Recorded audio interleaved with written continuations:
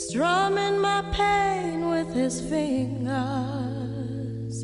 singing my life with his words, killing me softly with his song, killing me softly with his song, telling my whole life with his words, killing me softly with his song.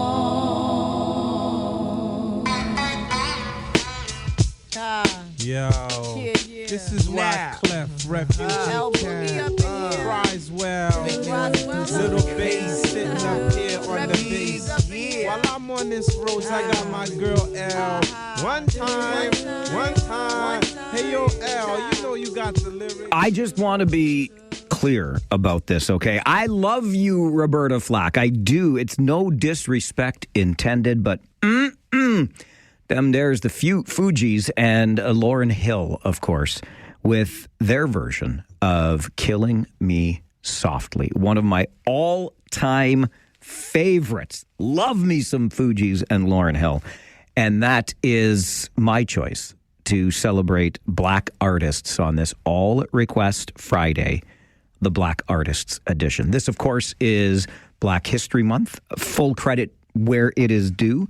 Farwell's Force member number 35, Clinton, sent in the idea. I think it was last Friday he sent me the email. Regardless, whenever it was, I thought that is a perfect way to wrap up the first week of Black History Month. Our All Request Friday, your favorite Black artists. And that song, I went back and forth on so many different ideas and finally landed. When that song, okay, truth, okay, I'm sorry.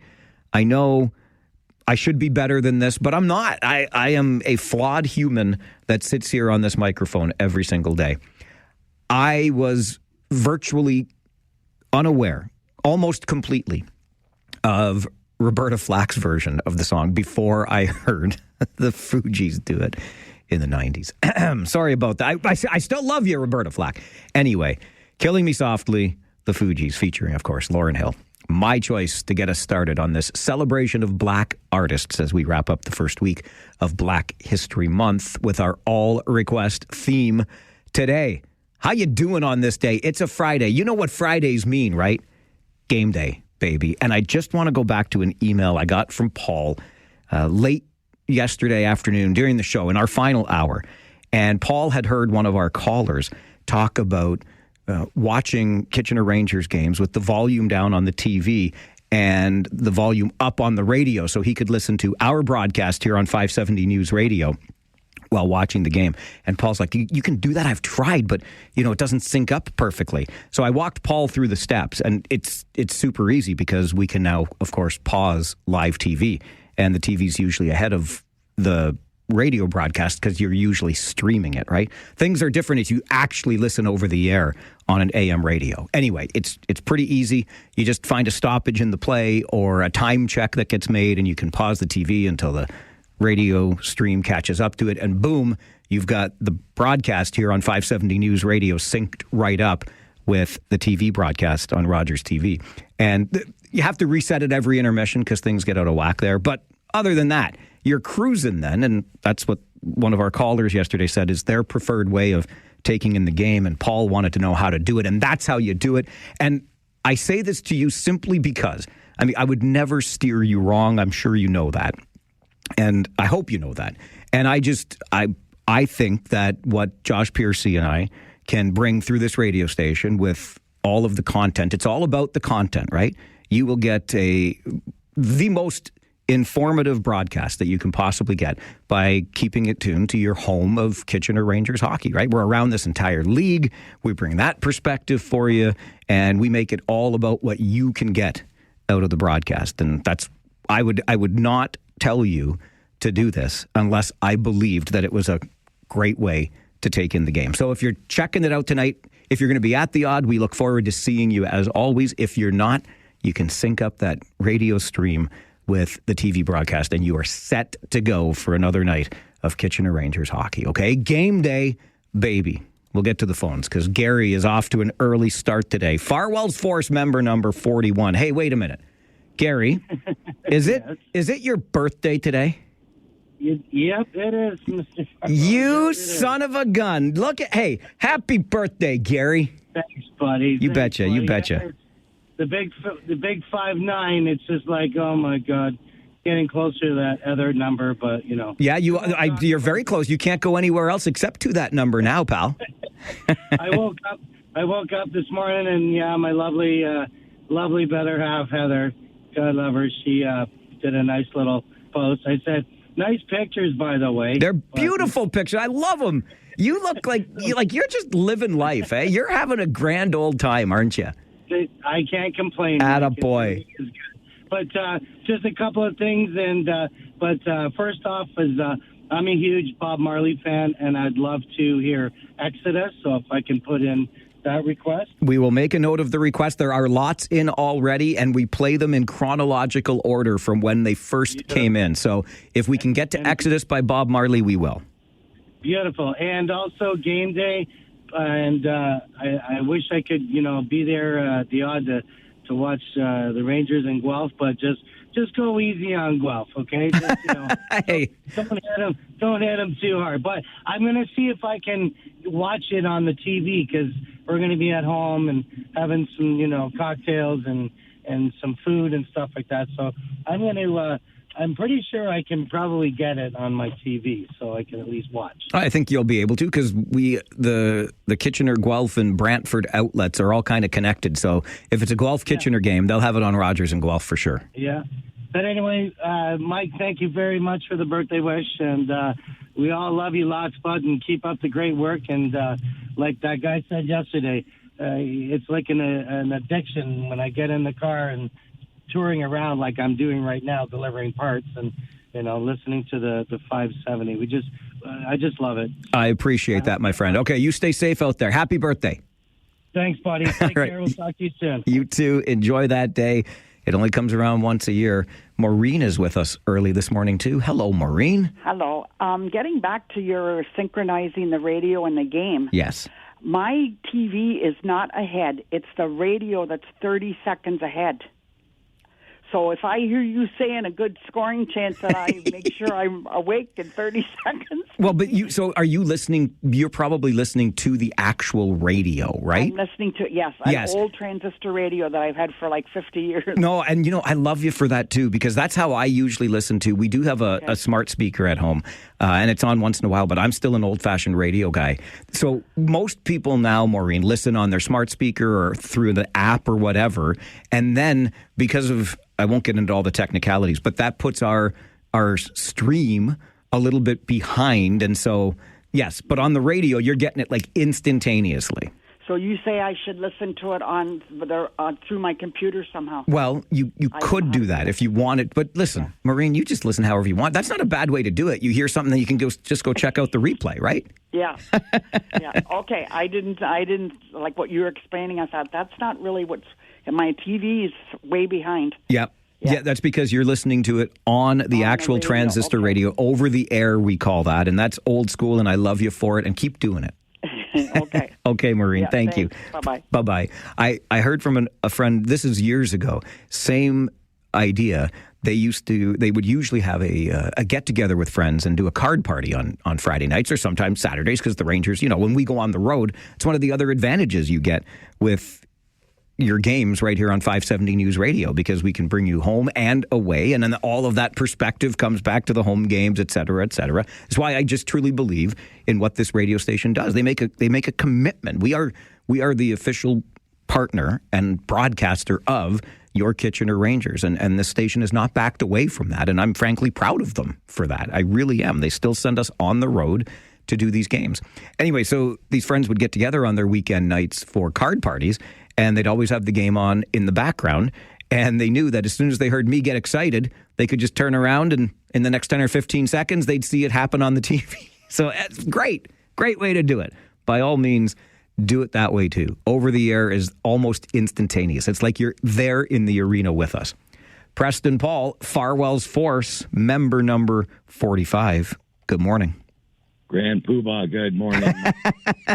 Easy there, big fella. Easy there. I thought I'd give you a nice little Grand Poobah Friday, you know. I'll take it, pal. You create that position at the regional headquarters, and I'm going to run for it. You got her. Okay. In from doing my first round of shoveling. I'm nice and fluffy, so that was good. Yes. And your Fuji and Aaron, what was her name? Lauren Hill? Lauren Hill. Yeah. But I never heard of the Fuji. Fuji sounds like a snack. Yeah. It's not a snack. You check them out, Paul. You will not be disappointed. I'm telling you. Pass me the Fuji. Pass me the Fugees. That's awesome. I love it. I love it. Yeah, you have a good day, Mike. I'll talk to you later. Okay, Paul. Good to hear from you this morning. See, that's one of the great things about All Request Friday here on the show as well. You're going to be introduced, perhaps, to some artists that you had not heard from before, like the Fugees and Lauryn Hill, the miseducation of Lauryn Hill. There you go. Paul, there's my note to you today. At some point after this show is done, go and educate yourself with the album The Miseducation of Lauryn Hill. And I think you'll enjoy it. Some fantastic sounds there. Tammy is also with us early this Friday morning. Oh, I should have known it was this, Tammy. You love game day, don't you? Atta girl. You know, we were just talking about the TV for the Ranger game. Yes. Mine doesn't work. Your TV doesn't work? Okay, we got the Fire Stick, the internet TV. Oh, yeah. So you're stuck with the radio, huh? Yes, I am.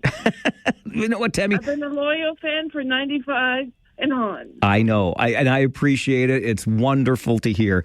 I was joking about that yesterday when we were talking about where you were and what you're doing when you listen to the show. And so many people still listen to the radio while they're in their cars. And I feel then like I've got you. You're my captive audience then, right? Where the hell else are you going to go? Except to another radio station. Which is why I got to keep the content coming here, right? Content is king. And you get the very best stuff when you tune into a Rangers game on 570 News Radio. I'm telling you, I would not steer you wrong. Uh-oh. Why does my computer do this sometimes? I hit the button right at the right time, and for some reason, when my computer started today, the speakers were on mute. I don't know why it did that, but you know what? I should check it before I try to hit the button at exactly the right time. 1, 2, 3, 4, 5, 6, 9. Second time's the charm for the Farwell Show 5 this morning. Let's count them down for you, or count them up, starting at number 1. The Region is likely going to spend $15 million to pay for a project which would offer a short-term solution to the ongoing water capacity issues. The proposal is to buy 3 temporary ultrafiltration containers and install them at the Mannheim Water Treatment Plant near Ottawa Street in Kitchener. First tank could be installed and operating by this June. The next 2 could come online by next July. The funding request will be considered at a special meeting of council this afternoon. Number 2, the Mayor of Kitchener spent some time this week with the Prime Minister of Canada, Barry Verbanovic, in Ottawa with the Big City Mayors Caucus, and met with the Prime Minister to talk about the urgent need for reliable long-term infrastructure funding, renewing key housing and homelessness programs, and tackling emerging public safety issues in our cities. Number 3 on your Farwell Show 5 this morning, the opening ceremonies of the 2026 Milan Cortina Winter Olympics have finally arrived. They will get underway later today in what will be an unusual opening ceremony. The main event in Milan and additional ceremonies and athlete parades spread out across northern Italy. Moguls skier Mikhail Kingsbury and ski cross racer Marielle Thompson are both Olympic gold medalists, and they will be carrying the Canadian flag in Lavino. Number 4, the federal government is ordering core public servants in Ottawa and elsewhere to be in the office at least 4 days a week, starting later this year. A Treasury Board message to deputy department heads says executives will have to work on site 5 days per week starting May the 4th. All other employees must be in the office 4 days a week as of July the 6th. And number 5 on your Farwell Show 5 this morning, have you heard about Andrew's Ambition? It's a new fundraising initiative started by Kitchener Rangers defenseman Andrew McNeil, raising money for childhood cancer research and support. For every shot Andrew McNeil blocks, during this season and throughout the upcoming playoff run for your Kitchener Rangers, Andrew McNeil will donate $2. The Rangers organization is going to match his commitment by contributing $10 for every blocked shot. Hey, Kitchener Rangers front office, do you know how many shots this young man blocks? The guy is a shot blocking machine, okay? He's already blocked 86 shots this season. That's almost 2 per game on average, and they're going to make a $10. That's fine. That's fine. And I love this whole initiative, right? Because this is Andrew McNeil, the person, the player. I block shots. I do things for my teammates, and he wants to help out raising some money for childhood cancer and support as well. You can learn more about this and make a donation of your own.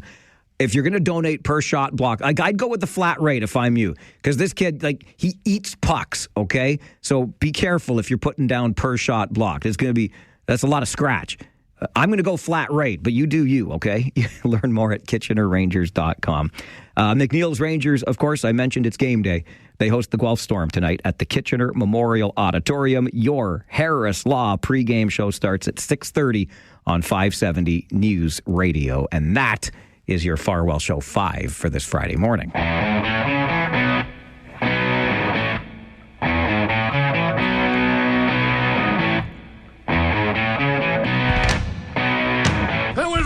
Bravo! I loved that. Oh, it was great. Well, it was pretty good. Well, it wasn't bad. Well, there were parts of it that weren't very good, though. It could have been a lot better. I didn't really like it. It was pretty terrible. It was bad. It was awful. It was terrible. Get him away! Hey, boo! Boo! I'm stuck in between 2 solitudes here. Okay, actually 3. I'm in a prism right now. It's about time for me to take a commercial break. This is when I ask you the not $1 million question and allow you to take your best guess at it. And I've got 2 callers waiting on. I don't think they want to answer the not $1 million question. This is an executive decision that I was not prepared to make this morning. So I'll tell you what, John and Jersey Bill, who are on the line right now, this minute, can you, I don't know.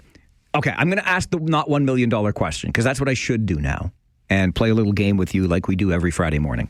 So John and Jersey Bill, by all means, take your best guess if you like, or if there's a point that you didn't need to make, you need to get this off your chest and onto the air. I'll remind you that Free Phones Friday comes up between noon and 1, and that's a free-for-all with ideas and thoughts and conversation. So it's up to you, but I got to get to the not $1 million question, okay? 45% of people say this is the most common lie they tell at work. What is it? 45% of people say this is the most common lie they tell at work. I've got Devin Robertson working on the other side of the glass with me today. Hey, Dev, have I ever told you how much I like working with you? Like, I love working with you. Did you know that? I feel like this might be the lie. What are you talking about? I couldn't tell you. I'm just playing, because this guy, he knows what's what. He knows I'm just yanking his chain. That's not the lie. I'm just playing with Dev. I really do like working with you, buddy. Back at you. Good to have you here. 45% of people, though, say this is the most common lie they tell at work. What is it? It's not falsely lying to a coworker that you like working with them. So you can take your best guess at our not $1 million question on the Mike Farwell Show. 570 News Radio and Rogers TV.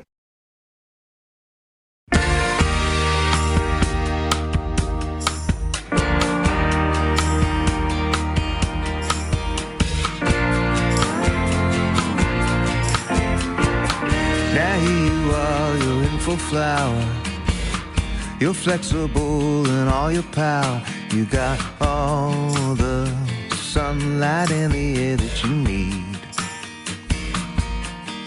They tried to bury us, but they didn't know we were seeds. That is Julian Power and a song called Seeds by request from Maria on this All Request Friday as we celebrate Black artists on the show, wrapping up the first week of Black History Month. Along with all requests on Fridays, your music, that is, we also play a little game called the Not $1 Million Question. It's the Not $1 Million Question because I cannot give you $1 million if you get the answer right. I just can't do that as much as I would like to.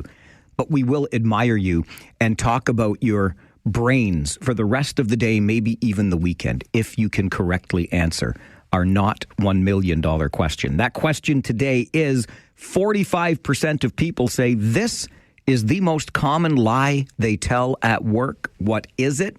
Bill, good morning. Good morning, Mike. What lie are you telling at work, Bill? Well, about 45% of the time, it's I'm busy. Wait, you mean so 55%? Wait, you're only busy 55% of the time? Well, I have my last name, so yes. Great guess, not the answer we're looking for, but thanks for playing along. Remember, if you do work in a congregate setting, grab a piece of paper and a pen. I would recommend the pen too, one for each hand, and walk around the halls looking flustered and walk at a quick pace. It makes you look busy all the time, even if you're not, because Bill is apparently not busy 45% of the time. Donna, Farwell's Force member number 2, good morning. Oh, baby. Game day, baby. I wanted to thank you for saying that after Sam Riley's overtime goal on Wednesday night. You are welcome. Made my night hearing it. I think of you every time I say it. And my mom appreciates it, too. Oh, I love Mrs. Smiley. Oh, she loves you. Hey, being in HR and doing job descriptions and performance reviews, yes. My guess is how many people say how many people they manage.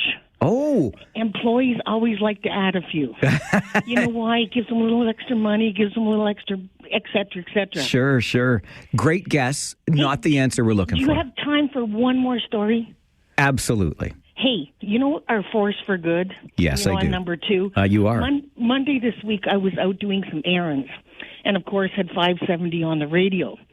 They said at that time there was an accident at the corner of Lancaster and Victoria. Funny story, I'm sitting right there at the red light. There was no accidents. There's no cars pulled over. So I thought, I'll call Star 401 and just tell them that. I got Matt on the phone. Anyways, I don't think he really believed me until I said I was number 2 on the Force for Good. This force holds a lot of weight. I love it. All of a sudden he said, I'm going to tell, I think it was Luke at the time. Yep. There's no accident there. And all of a sudden it disappeared from 570's report. Look at you. You carry a big stick and you use it. Have a great weekend. You too, Donna. Thanks very much. The 45% of people say this is the most common lie they tell at work. What is it? It's not how many people they manage. And it's not that there's an accident at Lancaster and Victoria, just so you know. Jersey Bill, good morning. Well, I would say they would say either that they call in sick or they say they have some sort of important appointment, whether medical or otherwise, and instead they just want a day off. That's a very good guess. They want to take a personal day. Very good guess. I'll bet you it's more than 45% of people that do that, Billy. Not the answer we're looking for. Yeah, and I just want the reason I called is I've been wondering this for a while. Years ago, I saw the video feeds that you would get from Erie and the Michigan stations. I think it's a great thing that we see the home feeds from the various Canadian teams that Kitchener visits. But I wonder why, because I believe I did see a game over Rogers from Erie and maybe even from Michigan as well.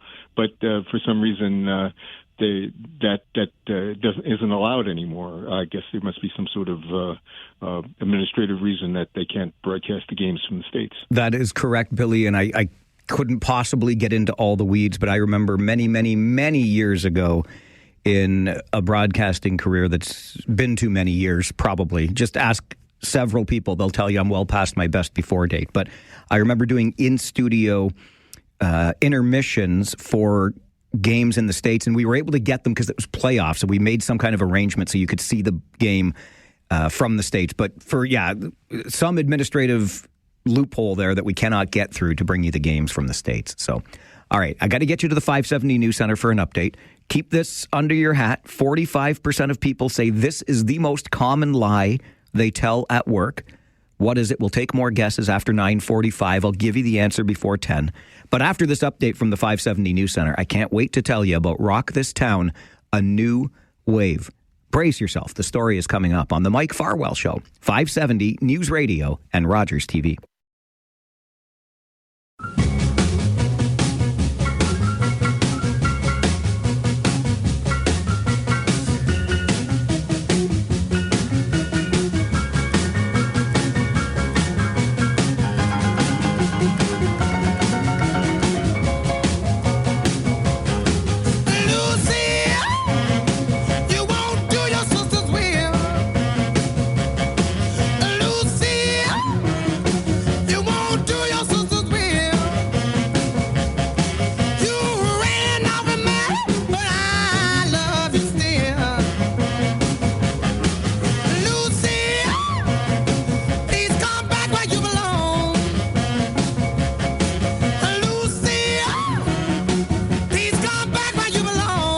That's a little bit of Lucille Little Richard on your All Request Friday Black Artists Edition as we celebrate the first week of Black History Month here on the show. And we're going to keep it right in the theme of music and maybe even, no, not maybe, we will definitely celebrate another black musician, as I am joined in studio by an old friend, Gary Stewart. He is co-producing a new documentary called Rock This Town, A New Wave. More about that in a moment. But first of all, great to see you. Thanks for stopping in. Pleasure to be here. Let's talk a little bit in the theme of Black artists and Black History Month, Maestro Fresh Wes. Well, last week there was national publicity in that Maestro Fresh Wes, Maestro, say that 5 times fast. Exactly. Maestro Fresh Wes and Michi Me had been given stamps by Canada Post. So there's a big presentation in Toronto, and so now you can go to your local post office and pick up some cool stamps with some of our original black artists. So both those artists opened up for an act called Public Enemy at Superskate back in about 88, 89. And they were just in their meager beginnings, and they've had a great career. Absolutely, they have. And so have you in the music industry, connected so closely to it here in our community, Gary. You talk about Superskate, Flying Dog, Revolution, and all of the acts and all of the music that came through this town. So Rock This Town, A New Wave follows Betty Ann Keller's brilliant Rock This Town that 3 years after its release is still a force about music history in this community. You're right. Wouldn't be here without Betty. Yep. I mean, Betty brought me in and asked me to do an interview with her probably 6-7 years before the actual original Rock This Town came out, and kind of forgot about it. And then the premiere happened, and it's had legs for 3 years, and it's been an absolute pleasure. Paul Campsell, who is the director of the first Rock This Town and is also the director on the new one, introduced himself to me at the premiere of the original and said, I haven't met you, but I'm sick of looking at you. I mean, his comment is that for 100 hours of film, or 10 minutes of film, you've got 100 hours of editing. So we've been busy the last almost 3 years interviewing all kinds of music crazy people around the Kitchener-Waterloo area and people that were involved with booking shows like Rob Cressman from Lulu's, who had his hands on every single show that played Lulu's. He was the agent, and Carl Magid had set up an agency so that Lulu's could book all those shows that came to KW and route them in the northern U.S. and across Canada, because that group then was maybe 10 years older than me, and they were still very interested in oldies acts, shall we say. So all those Chubby Checkers and, Monkeys and acts that came through, Rob started an agency called Major Talent. So really, he had his fingers on the pulse even back when he was a Conestoga College student, and worked with Betty Ann Keller and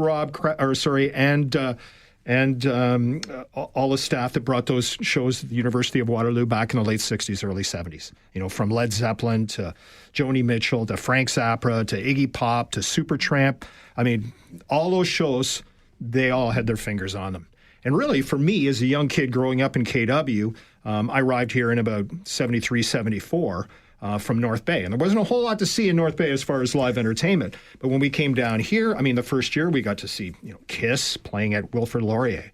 And, a year or so later, one of the second show that Phil Collins sang with Genesis. I mean, the very first night he did was in London, Ontario. The next night was at the University of Waterloo with Phil singing front and doing his kind of Artful Dodger shtick on the stage. So we've been lucky here in this town and had a great wealth of interesting live acts come through. So wanted to tell the story of the 80s, and I think we've done a good job. So we've got a premiere coming on the 26th of this month at the Princess. All the shows will run at the Princess. So the first weekend is almost sold out, but there will be many more weeks of shows, so we look forward to. So make sure you check out the Princess site in Waterloo, the Princess Twin, to see for any upcoming previews. Another great partner in town and a long-standing local business. PrincessCinemas.com is that website. You want to check it out and look for Rock This Town, A New Wave. So are we picking up, Gary, where Rock This Town leaves off, or what's the idea here? Yeah, we kind of started in the 80s. Yeah. So I worked at Conestoga College when I was in the marketing program. Back then, they actually had an entertainment programmer. And the job was to book pubs, concerts, speakers to bring into actually the cafeteria at Conestoga College. I think the first show I did there was Helix, a sold-out show. We did Spoons. We did The Battered Wives. We actually did Levon Helm and the Cape Brothers Band, which was shortly after the Last Waltz movie came out. So, got to hang out with Levon, which was super cool. Had Jim Carrey come in as a stand-up comedian in the student, life area to, do a free, concert, but his comedy routine.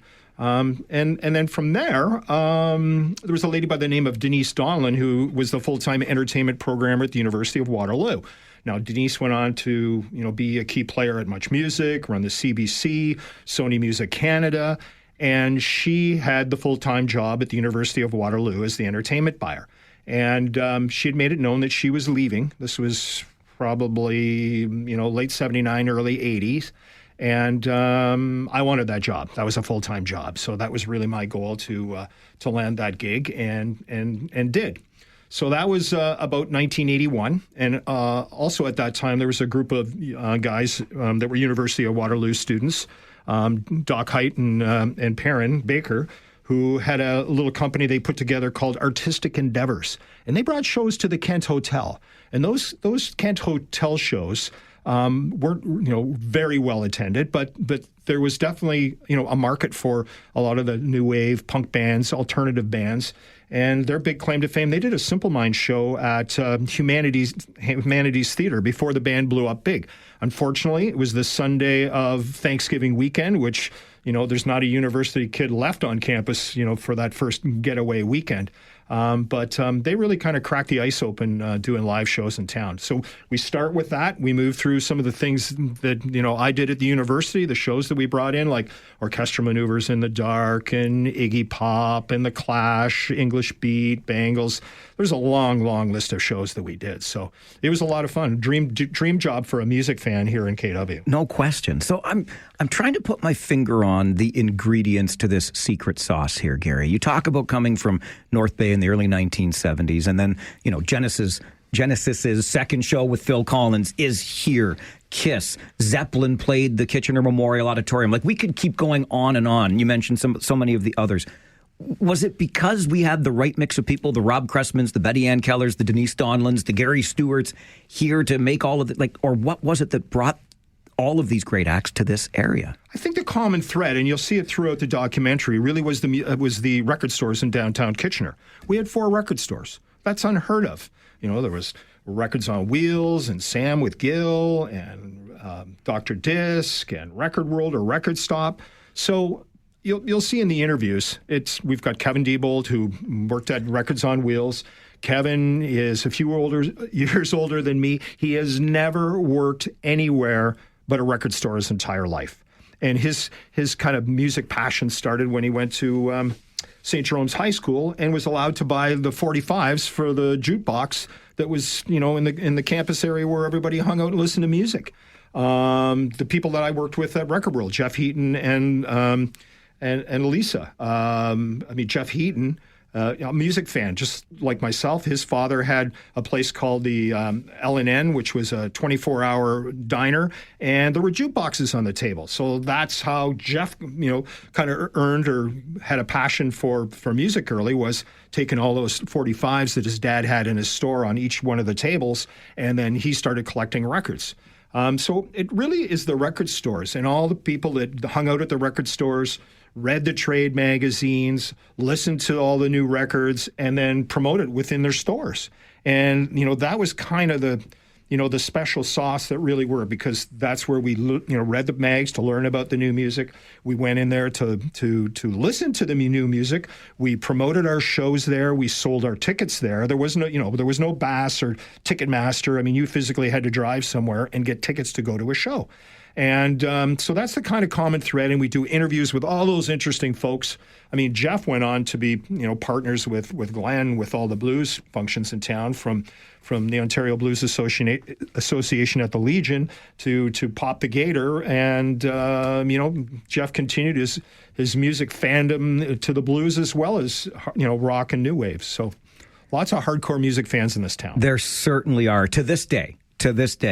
How was it for you working in this medium as a guy that's such a hardcore music fan, brought so many acts here, worked on that side of it, so to speak, which I feel is like more immediate, and then getting into the process of a documentary? Well, the first Rock This Town went over, well, and Paul Kamsel, the director, was keen on doing another movie. And I mean, I don't know that anybody else is going to offer to be a director to tell our story of, Kitchener-Waterloo music. So I couldn't let that opportunity slide by. And it's been, a passion project. It's been a ton of fun. I think people are really going to, enjoy the finished product. And we cover everything from ska and reggae to hip hop to acts like Messenger, who were, a black reggae act from Kitchener-Waterloo that won a Juno Award in 1989. So we've got Harold Blackwood in the movie, talking about where his background came from and playing acoustic guitar and telling some stories. So it's not just rock and roll. It's fantastic. Thursday, February the 26th. Check out princesscinemas.com. Q&A will accompany the screening as well. Yes, the first show is sold out, but there's a second show, and they will run consecutive weekends afterwards, we're sure. John Tutt's real excited about having another Rock This Town, and we look forward to seeing everybody out. I'll be coming to lots of the showings to do Q&As, so it'll be great to say hi to lots of people who are friends at the university and at Super Skate and the Vid and all the shows we did, as well as Flying Dog. So can't wait. It's fantastic and so good to catch up like this. Thanks for stopping by the studio. Pleasure. Hey, before I let you go, I'm going to ask again our new our not $1 million question today. 45% of people say this is the most common lie they tell at work. Any idea? How you feeling today? Not bad. Not the answer we're looking for, but we'll take more guesses. Get the answer to the not $1 million question. It's not you like your coworkers. It's not how you feeling today. What's the most common lie 45% of people tell at work? More calls coming up. And don't forget, Rock This Town, a new wave on Thursday, the 26th of this month. princesscinemas.com for details. It's the Mike Farwell Show, 570 News Radio and Rogers TV.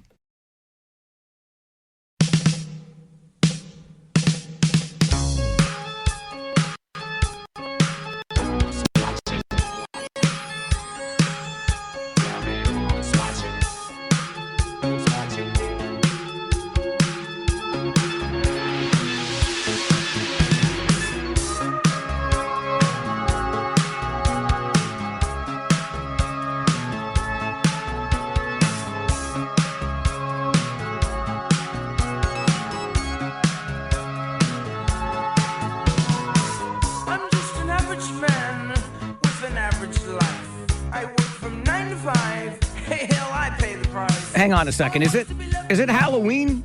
We almost always play Rockwell's Somebody's Watching Me on Halloween, but Randy, Farwell's Force member number 20, wanted to hear Rockwell's Somebody's Watching Me on this All Request Friday, Black Artists Edition. We are celebrating the first week of Black History Month by playing music from our favorite Black artists on the show today. Fridays also mean your not $1 million question, the chance for you to impress us with that big brain of yours. Today's question is, 45% of people say this is the most common lie they tell at work. What is this most common lie that 45% of people say they tell at work? Nathan sends an email to Mike at 570news.com. It's got to be that they're too busy to accept work or go to a meeting. Nope, that's not it. Nathan says one of his coworkers think 45% of people lie about being single at work. Oh, come on. Dirty birds. That's not the answer either. We'll reveal the answer before 10, but we're happy to take your guesses at 519-570-2545, star 570, and 1-800-570-5715. Jeff, Farwell's Force member number 313. Good morning. How you doing, Mike? I'm doing great. How are you? Not too bad, not too bad. Happy Friday. Happy Friday, my friend. Do you know what 45 people lie about most commonly at work? I'm going to guess it's getting out of work functions. Oh, I see what you... Yeah. Oh, sorry, I can't do that because I got to take my kid to soccer or something like that. Yeah, exactly. Just, exactly right up that line. Not the answer we're looking for, but I like the guess. An excellent guess, my friend. Thank you very much. All right, enjoy the rest of your Friday, Jeff. You too. Cheers. Bye-bye. Andrea sends an email to Mike at 570news.com. Is it how long their lunch break was? Oh, a very good guess. I'll come back to that with a little story in a second. But Mike's email to Mike at 570news.com thinks that 45% of people, the most common lie they tell at work is that they were late because of traffic. Another good guess. And really, could happen any day, anywhere these days, right? But not the answer we're looking for. Andrea's response, how long their lunch break was. Oh, let me tell you. There was a time in my working life that I was doing the corporate thing. And I learned a lot about corporate life. I didn't love a lot about corporate life, if I'm being honest with you. If it works for you, I'm glad. But there were times, like it was, for me, corporate life was just a completely different pace, a different kind of busy. People were talking about being busy all the time. And I'm like, I don't know. Like I came from an environment where you had to have a story on the air in the next 3 minutes. That was like urgency and busy and a pace and all these different things. And then after a while, though, you kind of settled into that, the definition of busy that existed, at least in the corporate setting that I was working in. Anyway, on the times or at the times when it was not quite as busy, we would find time. And I worked with a close group of friends, so shenanigans were absolutely going to ensue. There was no question about that. And we would take the occasional. I'm not making this up, and I'm not necessarily proud of it either, because I still collected a paycheck at the end of every week. We got paid weekly there, which was really neat.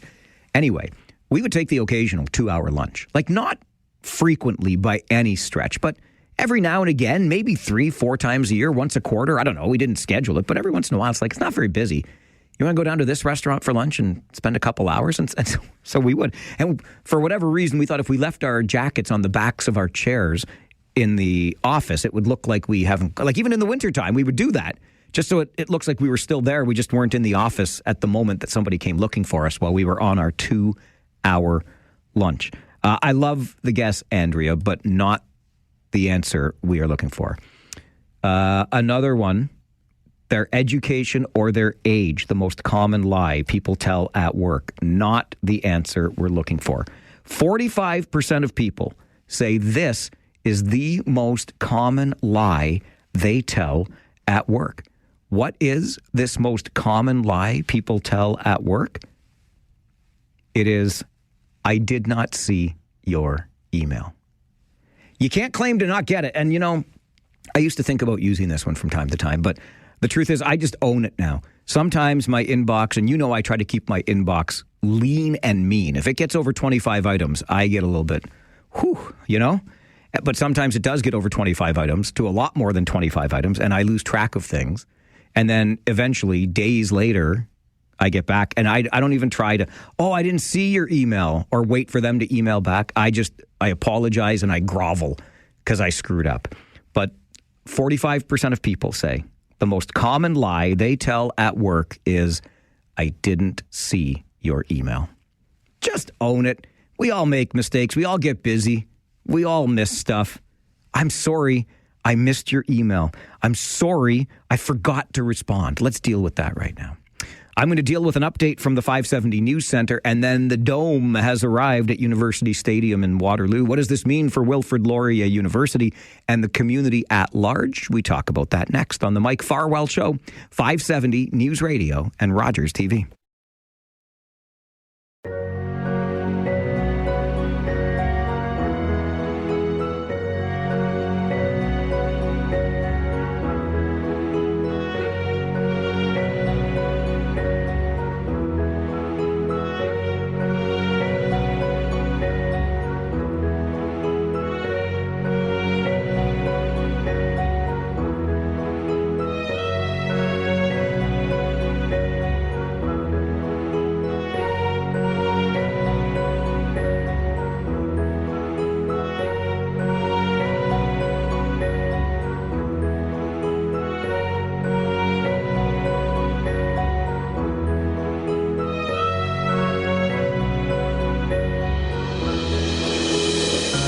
feel like we should maybe play Name That Tune with this one. That's a long, slow build to Prince's Let's Go Crazy. I mean, it picks up, I promise. It's like a slow movie. That is by request from Nate, Farwell's Force member number 8 on this All Request Friday as we celebrate Black artists. Let's Go Crazy by Prince. This is, of course, wrapping up the first week of Black History Month. And we're celebrating our favorite Black artists with our All Request Friday today. You probably have heard, because it opened last week, about this new dome at University Stadium in Waterloo. It's a project led by Wilfrid Laurier University. And Ryan Lannon is the Associate Director of Inter-University Sport, Recreation and Wellness there. Joins the show to talk more about it. Ryan, good morning. Yeah, good morning, Mike. Thanks for having me. It's an absolute pleasure. Love to talk about this facility, which, we've known University Stadium for an awfully long time in this community, but putting this dome over top of it is just really the latest stage of its transition, isn't it? That's very right, Mike. We've been over the last few years with some tremendous partnerships from the City of Waterloo, our two student governments, our senior admin, have seen kind of a real revitalization of University Stadium and Knight Newborough Field, from a new turf field, video board, lighting, new grandstands that have opened in the last year, and now to the dome, giving us 118,000 square feet of indoor turf space that's programmable. Basically now all year round is what we're really looking forward to utilize that great space that we have. You use the word programmable, Ryan. Is there an opportunity for the community, beyond the university community itself, but the wider community, to make use of this now?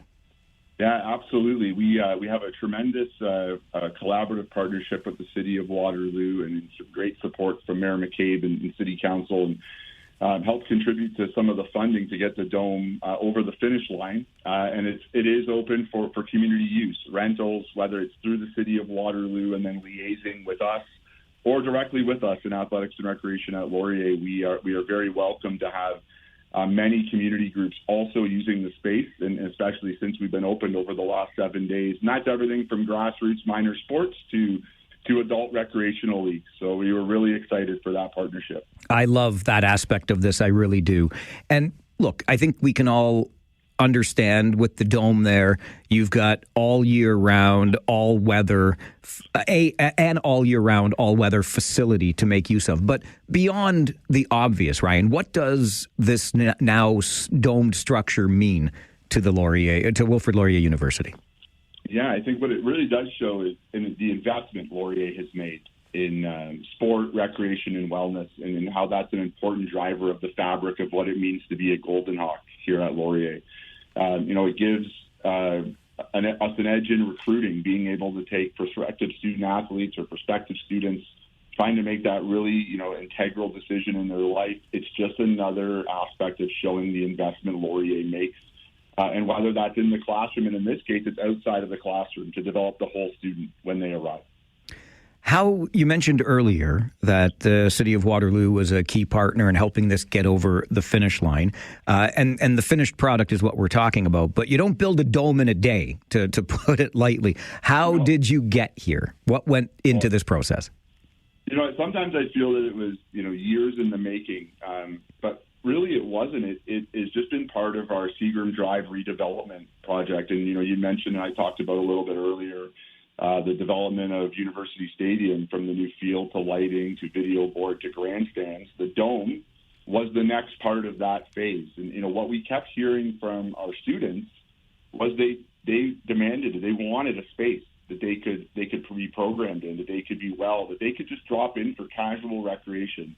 We heard from our coaches and our student athletes of the importance of having a place to train year-round. We heard from our sport medicine team of the importance of having a space to help our athletes train in the off-season, work on their return to play if they're recovering from an injury. And then we heard from the community that it was a vital space that was needed. And, we always have kind of prided ourselves at Laurier of being a tremendous community partner. We echo that to our students, to be great ambassadors in the community. We want the community to be a part of what we're doing at Laurier, and having a space like the Dome just continues to elevate that partnership and that relationship. How was it funded, Ryan? So funded through 3 different aspects. Obviously, one of them being the City of Waterloo and the mayor, led by the Mayor McCabe and City Council, and support from the community. And then our 2 students' unions, our Undergraduate Students' Union and our Graduate Students' Association. They have been tremendous champions for athletics and recreation in Laurier over many years. And, this is just another piece. They came speaking loud and clear of what a space like this would mean for students and what they were hearing locally on our campus. And, we're really fortunate to have the support of that 3-pronged approach. And then lastly, our senior administration at Laurier, led by our president, Dr. Deborah McClatchy, being able to echo the importance of this to our senior admin, to our board of governors, and really help us get a new space that we're really proud of. And we're just excited to continue to use and grow and elevate what that space will mean. You highlighted a moment ago, Ryan, this ongoing revitalization there on Seagram Drive, some of the other upgrades from turf to lighting, et cetera.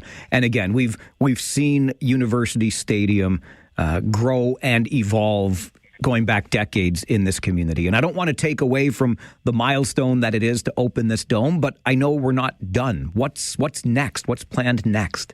No, the next part is we are in full consultation phase now to get the next phase of this project over the finish line and starting the construction on a roughly 100,000 square foot facility right on the same property. So the existing building, if those that are familiar with it as they know it now, will be torn down, and we will be erecting a new 100,000 square foot multi-use facility. It will have general recreational programming space, gymnasium space, multi-use space for group exercise, wellness, enhanced and elevated change room facilities for our varsity sport programs, high-performance training center and sport medicine clinic to service our student athletes. And then, that'll butt in right to the facility, right to the stadium. So we really see that space there on Seagram Drive that will be a critical hub for sport, recreation, and wellness at Laurier and sport, recreation, and wellness in the community.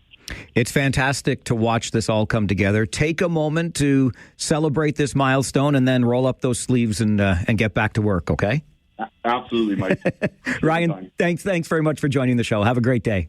Yeah, thanks a lot, Mike. Same to you. Ryan Lannon is the Associate Director of Inter-University Sport, Recreation, and Wellness at Wilfrid Laurier University. University Stadium has a dome. Just let that sink in for a minute. Like, how many hours have you spent in the stands there? I've spent countless hours. I had the opportunity to be in that press box on the public address system over the years. So many memories of attending games, being a part of the varsity sports community there at Laurier. And I'm a grad of the other school down the street. You know how weird it was initially putting on the purple and gold?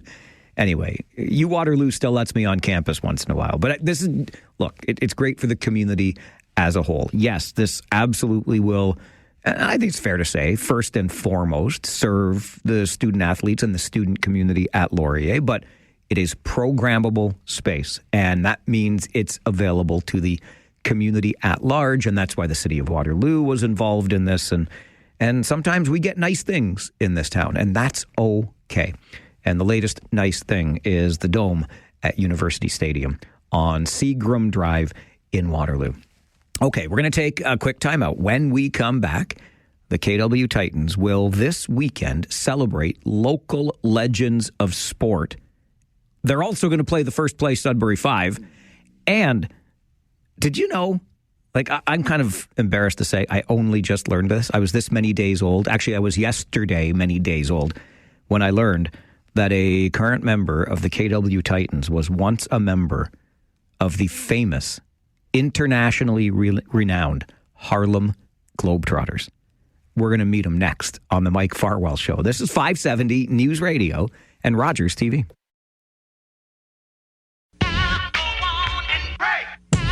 Okay, party people in the house. May I have your attention, please? In a moment, the beat will be played in many parts. Very many parts. Very. 1, 2, 3.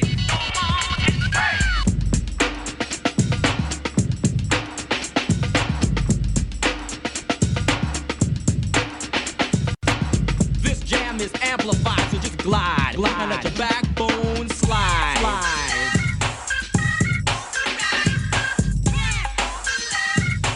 That is none other than Maestro Fresh Wes. A little bit of Canadian content here on your All Request Friday, Black Artists Edition, as we celebrate Black artists on this first week of Black History Month. And if you were listening earlier, Gary Stewart, who joined us, very well connected, deeply invested in the local music scene, talked about the follow-up documentary to the Rock This Town documentary. Rock This Town, A New Wave, is going to premiere at the Princess Twin Cinema later this month. Check out princesscinemas.com for details on that. But Gary shared a story about a Maestro Fresh Wes show right here in the community. Lots of rich music history, and Ron and Kirk wanted to hear that one. All Request Friday, Black Artists Edition here on the show. It is heading into a weekend where it's, I'll tell you what, a big, big game for your KW Titans. They are playing host tomorrow to the first place Sudbury 5. David Schooley, co-owner of the KW Titans, joins us on the show this morning. David, good morning. Good morning, Michael. How are you? I'm excellent, thank you. And can I tell you, sir, sincerely, how nice it was to see you yesterday in real life. I don't know why we left you locked outside in the cold like that. I'm not sure either. You hurt my feelings, Mike. I'm sorry, David. We were two ships passing in the night. Yeah, just you know what? We don't get to bump into each other too often, but I can see it coming soon, though. It's got to be. Well, and yesterday, I think that was just the introduction the reintroduction we needed to make this a permanent thing again. 100%. Absolutely. A lot of stuff going on, Mike. We sure do. David Schooley joins us this morning, along with a forward for the KW Titans. Ty Pickett is with us this morning, too. Ty, a very good morning to you. Hey, good morning, Mike. How you doing? I'm doing really good, thanks. How are you? I'm good. I'm glad to hear that. I'm a little bit embarrassed to say, Ty, that I didn't know until yesterday when David sent me some notes that you, for 3 years, traveled with the one and only Harlem Globetrotters. Yeah. Honestly, I was with the opposite team. So I was with, at the time, they was called the World All-Stars before they became back to the Washington Generals. So I was with them with the World All-Stars. Then the next 2 years, I was with the Washington Generals, and I was traveling with them for 3+ years, yes. I got to tell you, man, I grew up on this stuff. I had a Harlem Globetrotters pennant in my bedroom. I used to go to the games every time they came here to Kitchener. What was that experience like for you, opposite side or not? Because it's basketball and it's entertainment all at the same time. What's that like? It was amazing, honestly. I never thought I would ever see all the places that I've seen. I traveled the world, all over Europe, all over the States, especially with the fans in Europe and fans in the States. It was just so amazing to be a part of history because my family grew up on it. Also, my family loves the Harlem Globetrotters, so it was an honor for me to be a part of it.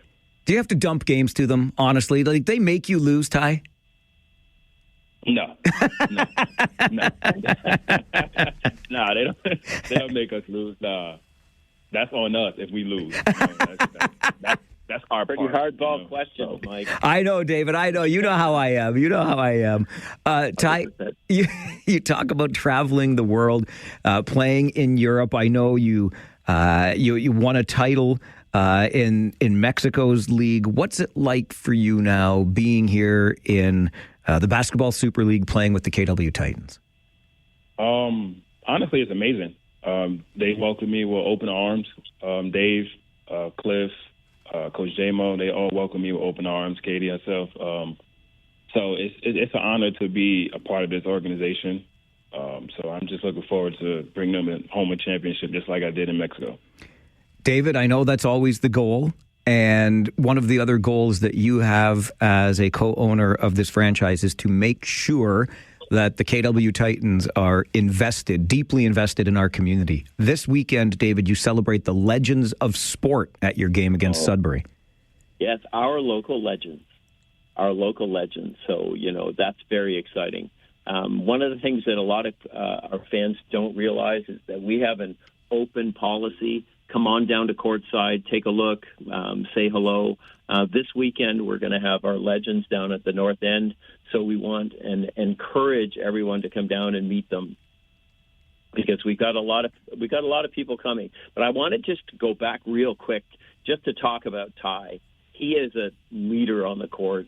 He's an amazing young man, and we are so excited to have him with us.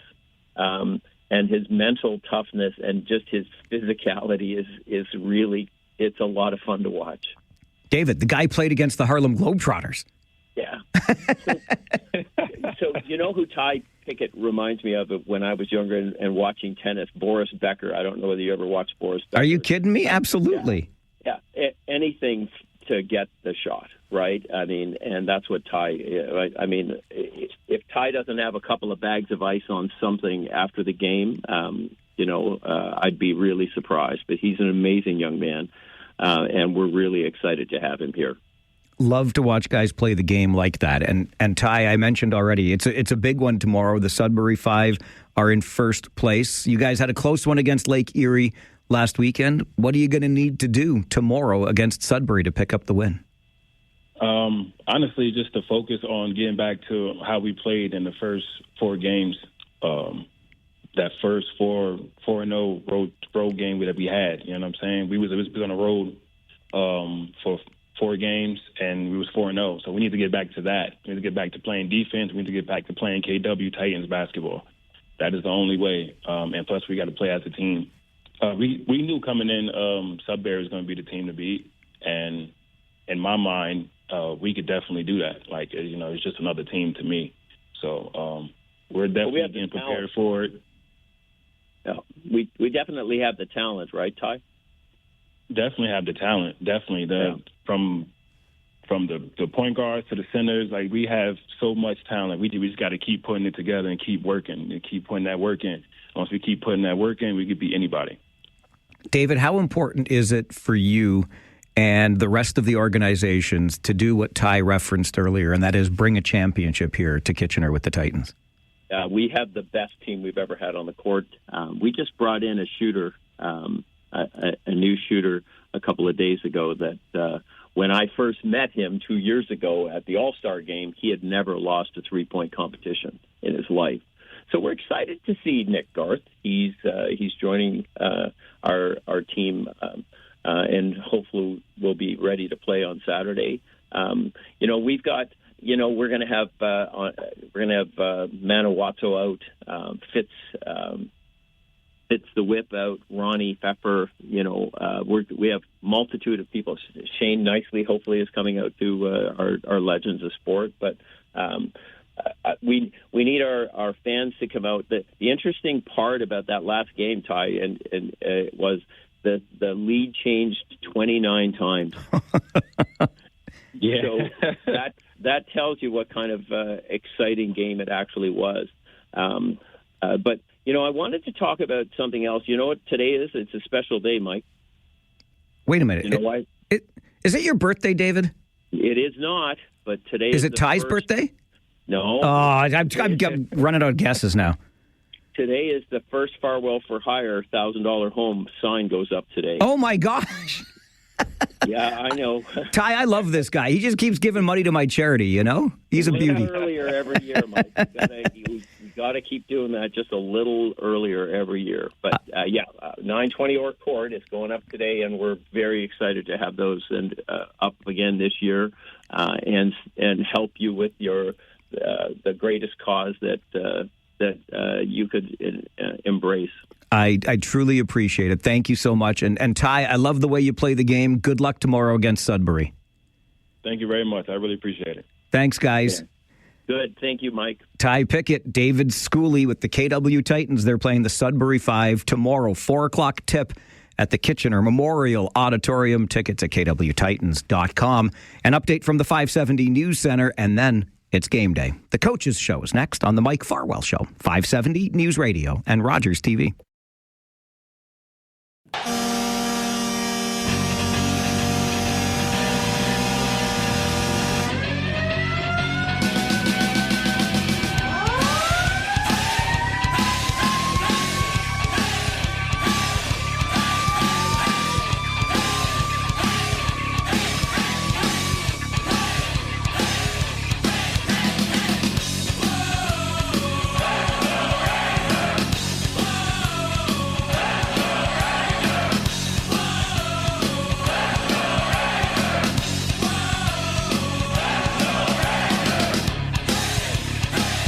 It is game day. Fridays are hockey days in Kitchener. And ahead of the big game tonight at the Kitchener Memorial Auditorium, we are always joined by the head coach of the hockey club here on the show this morning. It is the Coach's Show with UC Ahokas. Good morning, UC. Oh, good morning.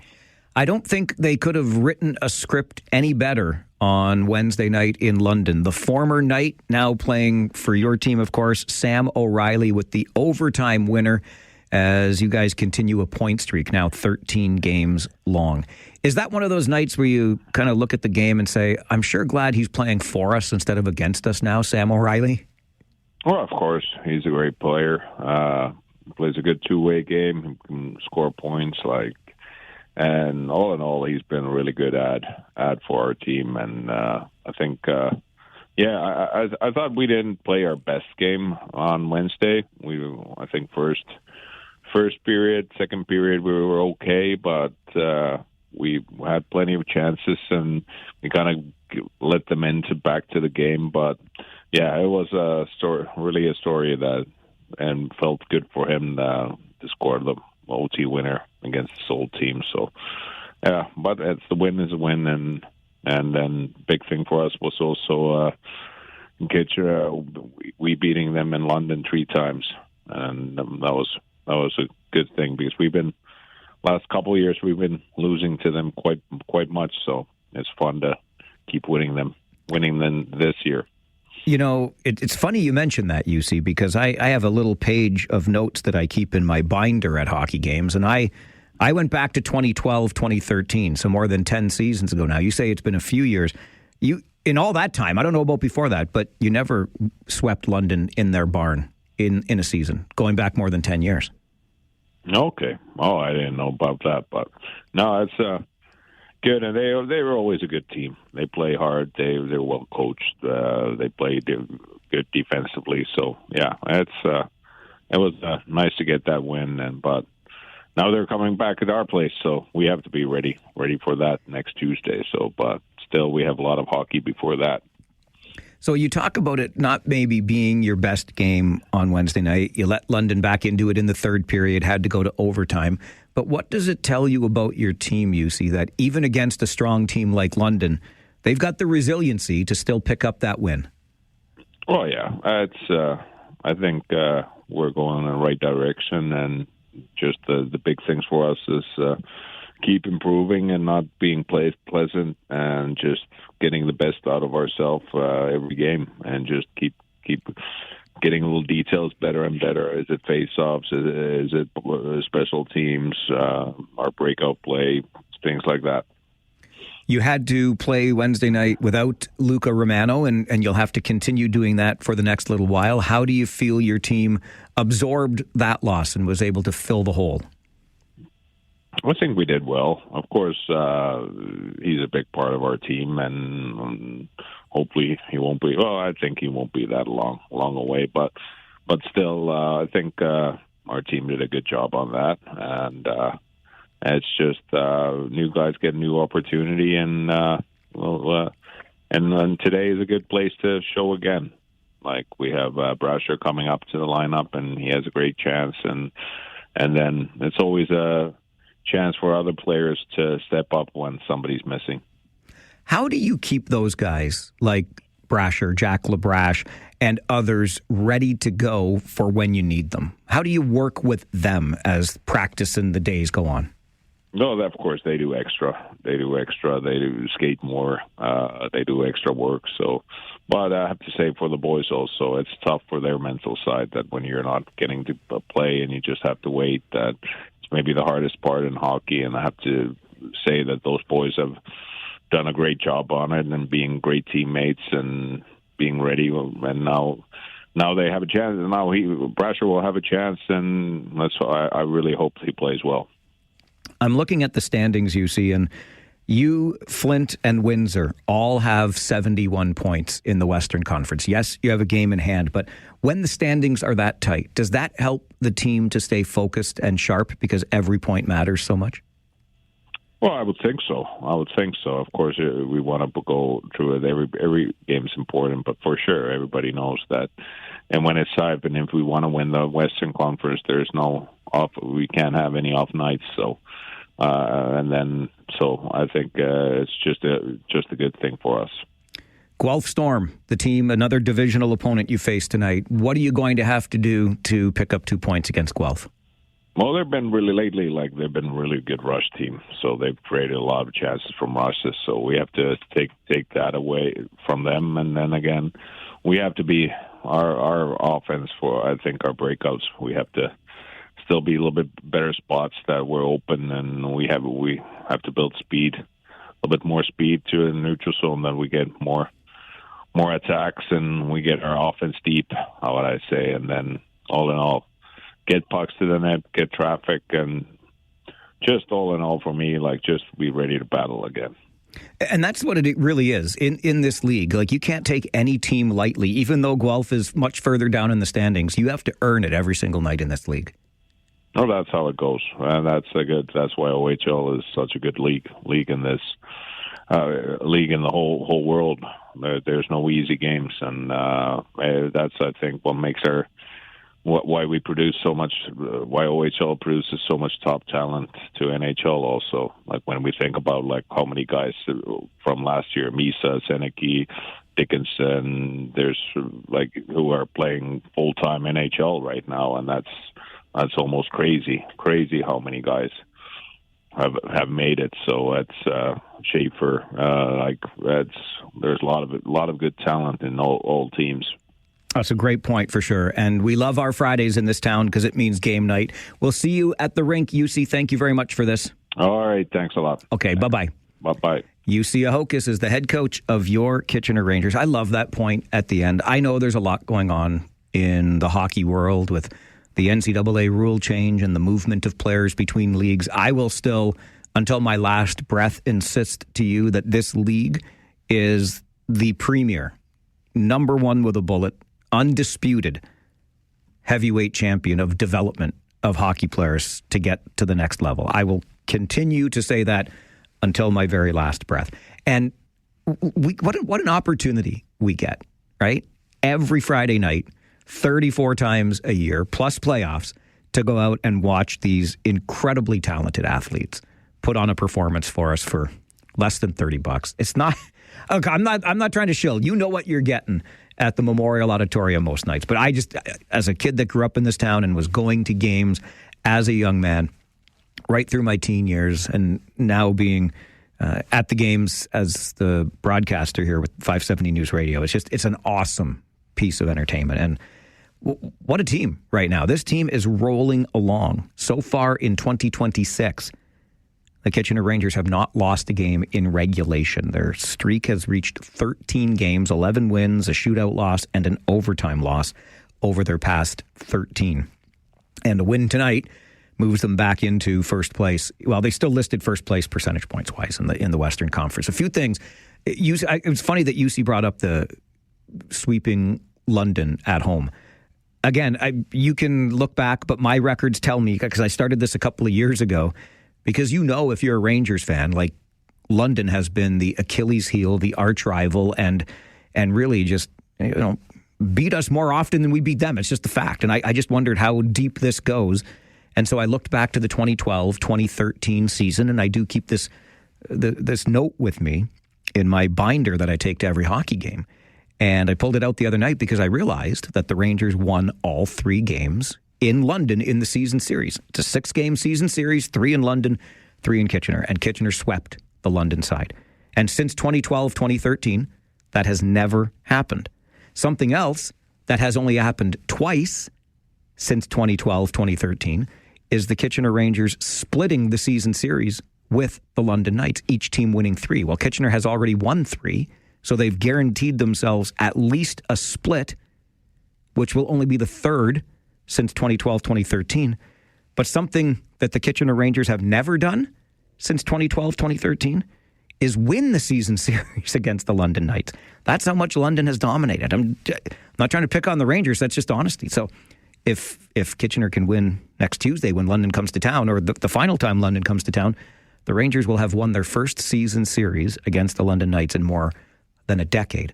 I know I'm getting way ahead of myself, but that's just something for you to watch. It is the Storm and the Rangers tonight. And again, Kitchener is tied with Flint and Windsor points-wise for the top of the Western Conference standings. There are also Rangers all over the top scorers of this league. Jack Pridham is third in league scoring with 63 points. That's 5 behind the league leader, Nathan Aspinall of Flint. Pridham's goals, 31, third best in the league.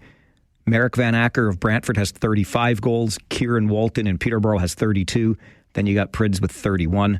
And Christian Humphreys with his 44 assists is second most in the league, only one behind Carson Woodall of the Windsor Spitfires. So the Rangers are going pretty good guns right now. 3 games in the OHL last night. The Guelph Storm here tonight. They were in Erie last night and won 3-2 at the Erie Insurance Arena. So they had to make a trip back. Rangers obviously were not playing last night, so maybe a more tired Guelph team. But anyway, Guelph picks up a 3-2 win in Erie last night. Up in North Bay, the Battalion pick up a shootout win over the Windsor Spitfires, 5-4 the final in that one. And in Peterborough, the Petes go to overtime and edge the Owen Sound attack by a score of 3-2. There are 8 games in the Ontario Hockey League tonight, so 7 others besides the one in Kitchener. And we'll keep you up to date on that throughout our broadcast on 570 News Radio. Just a quick look, too, I wanted to let you know about the Greater Ontario Hockey League standings, the official affiliate league of the Ontario Hockey League. And those Cambridge Redhawks are something else. Long ago clinched a playoff spot. 37 wins on the season against just 5 losses. They're leading the Eastern Conference. But those 37 wins, a new franchise record for the Cambridge Redhawks. The record was 36. They touched that last week. Now they're extending that new record for franchise wins. 37 wins for the Redhawks as they head into action this weekend. Pretty cool stuff. We are, as you know, your home for Kitchener Rangers hockey. You'll get everything right here on 570 News Radio tonight. It starts with the Harris Law pregame show at 6:30. Josh Piercy and I have all of the action of the game, and then we stay around late, take your calls during Rangers Talk, and we talk Rangers hockey, we talk the Ontario Hockey League, and we bring you a perspective you simply cannot get anywhere else.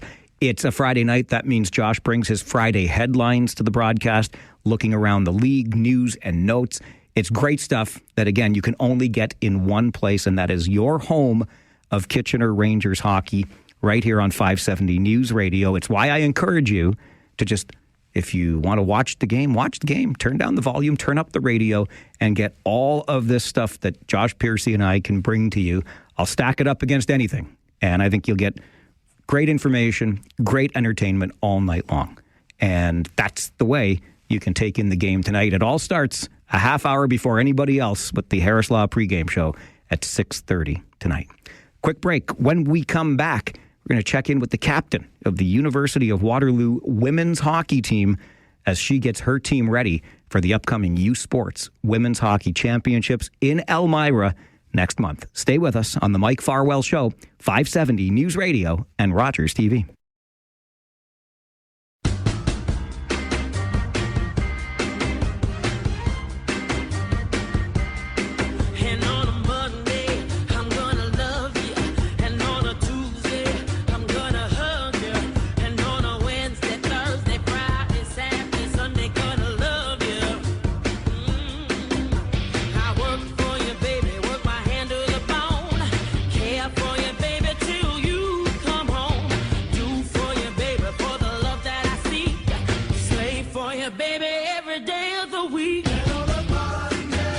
That is a 7-day fool, some Julie Black for Craig on this All Request Friday Black Artists Edition as we mark the end of the first week of Black History Month.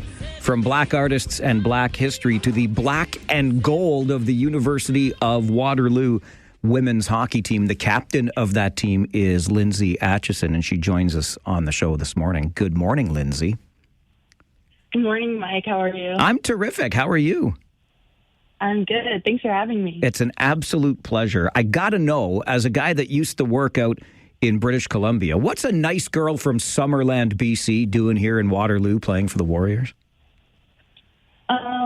Well, what really brought me out to Waterloo was the great school. The academics are super strong here, and then also a really solid athletics department. So that's kind of what brought me out to Waterloo. That solid athletics department has seen your team go on a 10-game winning streak this season. It ended a couple of weeks ago, but after a couple losses, you bounced back for a win over Laurier. How would you describe the season so far for the women's team at Waterloo? I would say it's been a really big growth season for a lot of us. We've had younger players stepping up into some big roles, and the older players just filling the roles that they know how to do best. And we faced a lot of adversity, so I'm really proud of us for how we've been able to pull together here, and yeah, it's been awesome. In a little over a month's time, Lindsay, you and the women's hockey team will once again be the host team for the USports National Women's Hockey Championships to be played in Elmira. When you know that's coming up at the end of your season, how does that make you feel? Does it change anything in your approach? Well, first of all, it's super exciting to be hosting again. I don't think it necessarily changes anything in our approach. As a team, we still want to earn our way to the championship, just like everybody else at that tournament. But I would say it really motivates us to work hard every day, and we try to ground ourselves by just taking it one game at a time. You did earn your way right to that championship final last season. I know you came up short, but what lessons maybe do you take away from that experience last year, Lindsay, that you can bring back into this season? I would say just stay present in the moment. I always like to go back to saying, play your role and just do your job, and then things tend to work itself out. The growth of the women's game has been rather incredible. We've got a professional women's hockey league now. The theme of this year's USports Women's Hockey Championship is See Them, Be Them. What does it mean to you to be a role model for so many of the young hockey players that are going to be watching you and your teammates at the championships this year? Yeah, for me to be a role model for the younger girls in the community is honestly feels like a privilege. I remember when I was their age, there wasn't a lot of women's hockey to look up to other than the Olympics, which was great. But yeah, I would say to be in the position of being an older player and to have younger girls looking up to me, it feels really special, and I want to do right by them and give them something positive, a positive memory to look back on. So yeah, it's an honor. Who inspired you as you got into the game of hockey? Obviously, Haley Wickenheiser was a really big role model for us. I remember going to her tournaments in Calgary growing up, and also Marie-Philippe Poulin. She's just awesome. So those were the big two for me. Unreal players, unreal. Couldn't disagree for a second with either of those. What do you think, Lindsay, of your team's chances this year of getting all the way back to that final game and having a different outcome, picking up that championship? Yeah, I have absolute faith in our team. I think everyone's mindset is in the right place, and I just know the strength of our group, both physically and mentally, and then just the skill that we have. There's no doubt in my mind that we don't have the ability to get there. I think we can do it. So keep up the great work, Captain. Thanks very much for joining the show. Awesome. Thanks, Mike. Lindsay Atchison, the captain of the University of Waterloo women's hockey team, a 10-game winning streak, just ended a couple weeks back. Lost a couple in there and then came back with a big win over Laurier. The Warriors will host once again the USports Women's Hockey Championships. It takes place in Elmira, March the 19th through the 22nd. See them, be them. We are privileged to, as a community, host these championships once again. Details at athletics.uwaterloo.ca. This is the Mike Farwell Show, 570 News Radio and Rogers TV.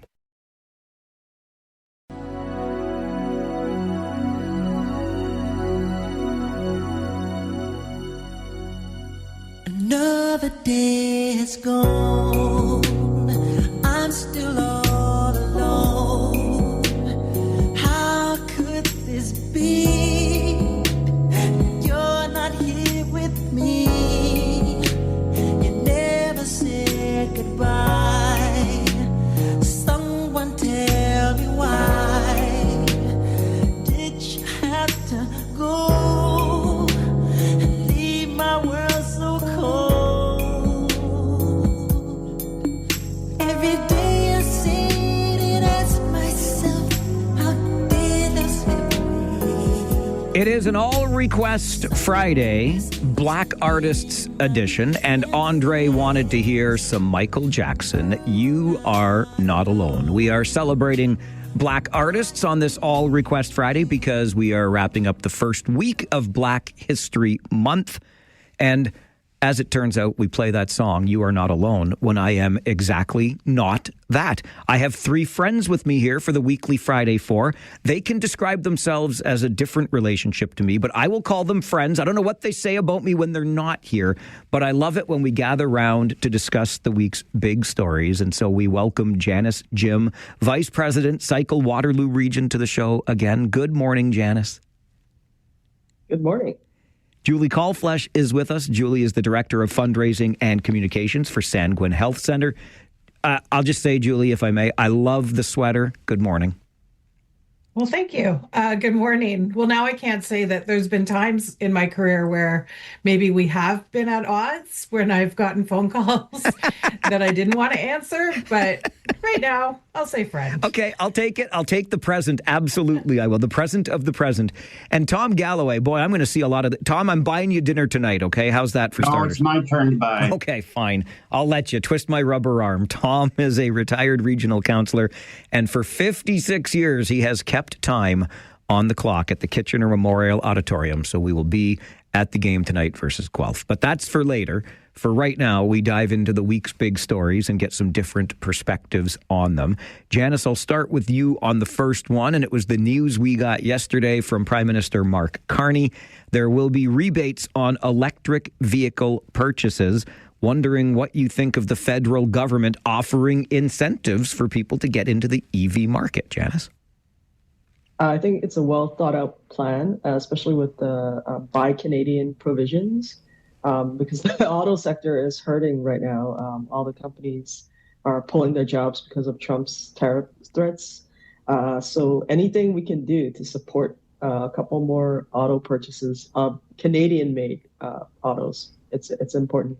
And I like all the provisions in it that encourage people to buy Canadian-made vehicles and also build up the infrastructure.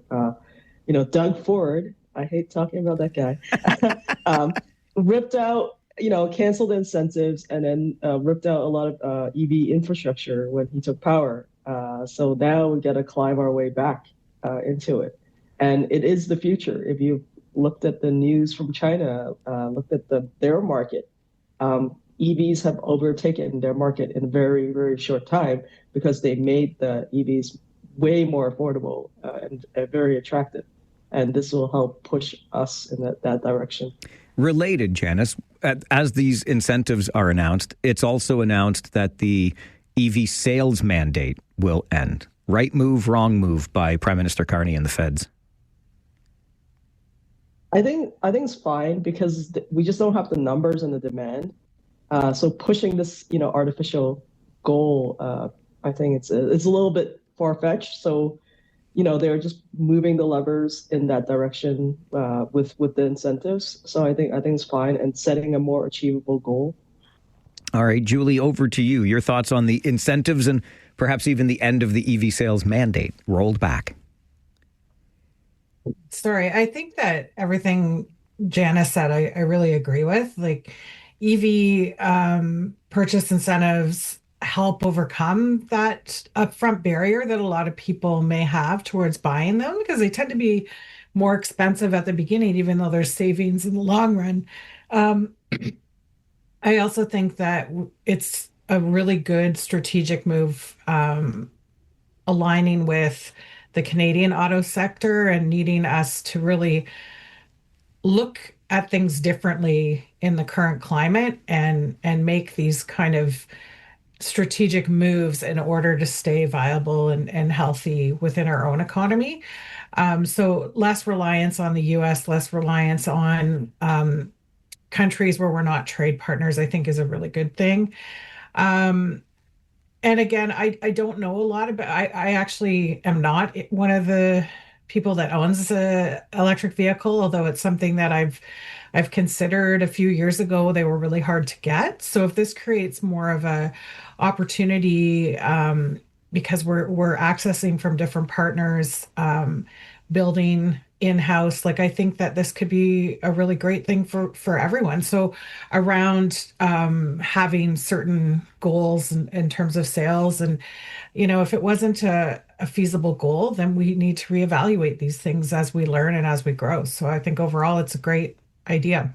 I've thought about entering the market too, and the price point is one of the things that has really held me back, because I'm as cheap as the day is long. And that's part of the incentive program here that concerns me a little bit. Like, why am I helping to subsidize some other wealthy person to buy an electric vehicle, right? Because you got to be a person of certain means to even afford one today. So I struggle with that a little bit. Tom, I'll swing it over to you. You've already got your electric vehicle. It's your two-wheeled bicycle, I know. Not even electric, it's manpower. Come on. Well, Janice knows I have an e-bike, but I have an EV as well. So I'm pretty well all electric. And I have to disagree with you a little bit, Mike, in terms of the cost. Yeah, there's a little bit more to pay up front. The rebates that I used to have, and then were discontinued, and now there's a new rebate program coming in, offsets that cost to some extent. But last night I filled my car up for $2.50. So do the math, and over the long period of time, you can afford it. But the one thing that is a deterrent, of course, is the infrastructure. The charging infrastructure out there is still a deterrent. And good to see that the federal government is putting some money into the charging infrastructure, because that will convince more people that, the range anxiety that people have with EVs is going to be mitigated, at least to some extent. And I really like the fact that they are making these rebates available for Canadian-made cars, and as I understand it, only for vehicles that are $50,000 or less. But I think some of the details have to still come out. So that's still a pretty affordable car by today's standards, with up to a $5,000 rebate. But I think the fact that they're doing for Canadian vehicles only, and getting away from the mandate is a good thing, because the auto industry is really quite fragile, particularly because of what's going on in the States. And this will give them some breathing space in terms of the transition to electric vehicles, which I think is imminent. Certainly in Scandinavia, it's now the norm to have electric vehicles. China, of course, is already there, and the world is going that way. And we're a little bit different with our geography and the distances that we have to travel. But I think with improved infrastructure, this is going to be a great incentive for people to make that transition and really save money in the long term. I have no oil changes. I have very little wear on brakes. Maintenance issues are so much less. And of course, I can fill up for $2.50. I didn't know you were an EV owner, Tom. What's a day in the life of an EV owner like, particularly in this really cold winter? Well, you do lose range for sure but 11 o'clock, my electricity rate goes down. I go out to the garage and plug it in. And that's my routine, to plug it in. Not every night if I don't need it, but But range is an issue. I have the app for a couple of different providers on the road. It's really simple. My car charges in about 20 minutes maximum. So you can plug it in and go and get a coffee, and it doesn't take very long. You can shut it off even earlier than that if you wish. So you get used to it, but it takes about 6 months to get over range anxiety.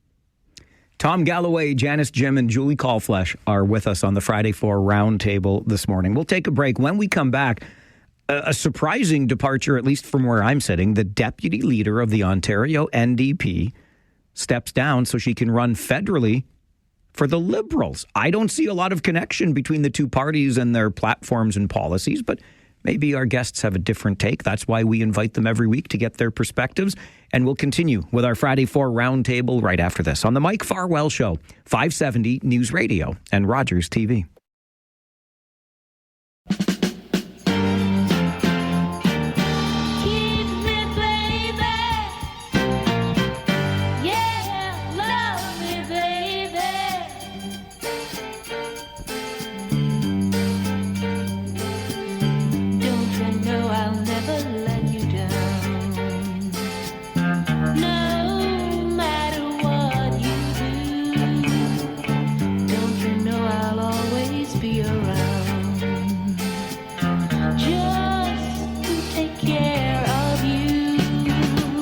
It is an all-request Friday, Black Artists Edition, and Anne wanted to hear some Supremes, a supreme choice, may I say, by you, Anne. A little bit of Baby on our all-request Friday, celebrating Black artists. Fridays also mean our Friday 4 Roundtable, discussing the week's big stories. Julie Callflesh, Tom Galloway, and Janice Jim are with us here on the show this morning. Julie, I'll start with you on this one. It caught me by surprise. I think it caught, in all honesty, Ontario NDP leader Marit Stiles by surprise when her deputy leader, Dolly Begum, announced that she was resigning her seat as an MPP so she could run as an MP in an upcoming by-election, and she's running as an MP for the federal Liberals. So a provincial NDP wants to switch teams federally to the Liberals. What do you make of this, Julie? I can understand why it seems surprising. I think that people make these decisions sometimes because they see an opportunity to maybe make an impact at a different level, or to have an like perhaps there are things that she sees she'll be able to have broader influence over. There could also be, other things like internal stuff going on. You just never know. But I think that across the board, and I speak as someone who's nonpartisan, I've voted pretty much in every color. My blue days were a long, long time ago. But I think that, we have an identity crisis in our parties right now where, the progressive Conservatives are not progressive at all. You've got Liberals who are acting a lot more like Conservatives. And there's been this ongoing narrative about both the NDP party and the Green Party that they're not to be taken seriously. And that's old news. That's an old narrative. And we need to be looking at things differently. But if you're someone who is truly, leaning in the way of the liberal thinking, like a social kind of thinking, I can understand it's hard to have a voice around those big horseshoes. It's hard to have a voice if you aren't in the Liberal Party, or specifically right now in the Conservatives. So I wonder sometimes if these moves are just, well, I have things to say. I have a contribution to make. No one's listening to me. I need to make a move. Yeah, I'm leaning that way myself, Julie, because the cynic in me suggests you talk about broader influence. And I think the opportunity then for Ms. Begum is to get in with the governing party federally, right? So let's play for the winning team, so to speak. No disrespect to the Ontario NDP, but it's in opposition, has been for a very long time, et cetera, et cetera. I just don't see, and that's where I get a little cynical, because I don't see a lot of ideological similarities between the provincial NDP and the federal Liberals, at least not right now. But Tom, your thoughts on this? Well, I might disagree a little bit with you on that, Mike. When I look at the political continuum, the right side of the NDP party, there's not much daylight between the left side of the Liberal Party, really. So I don't think that jump is a big ideological thing to go from one of those.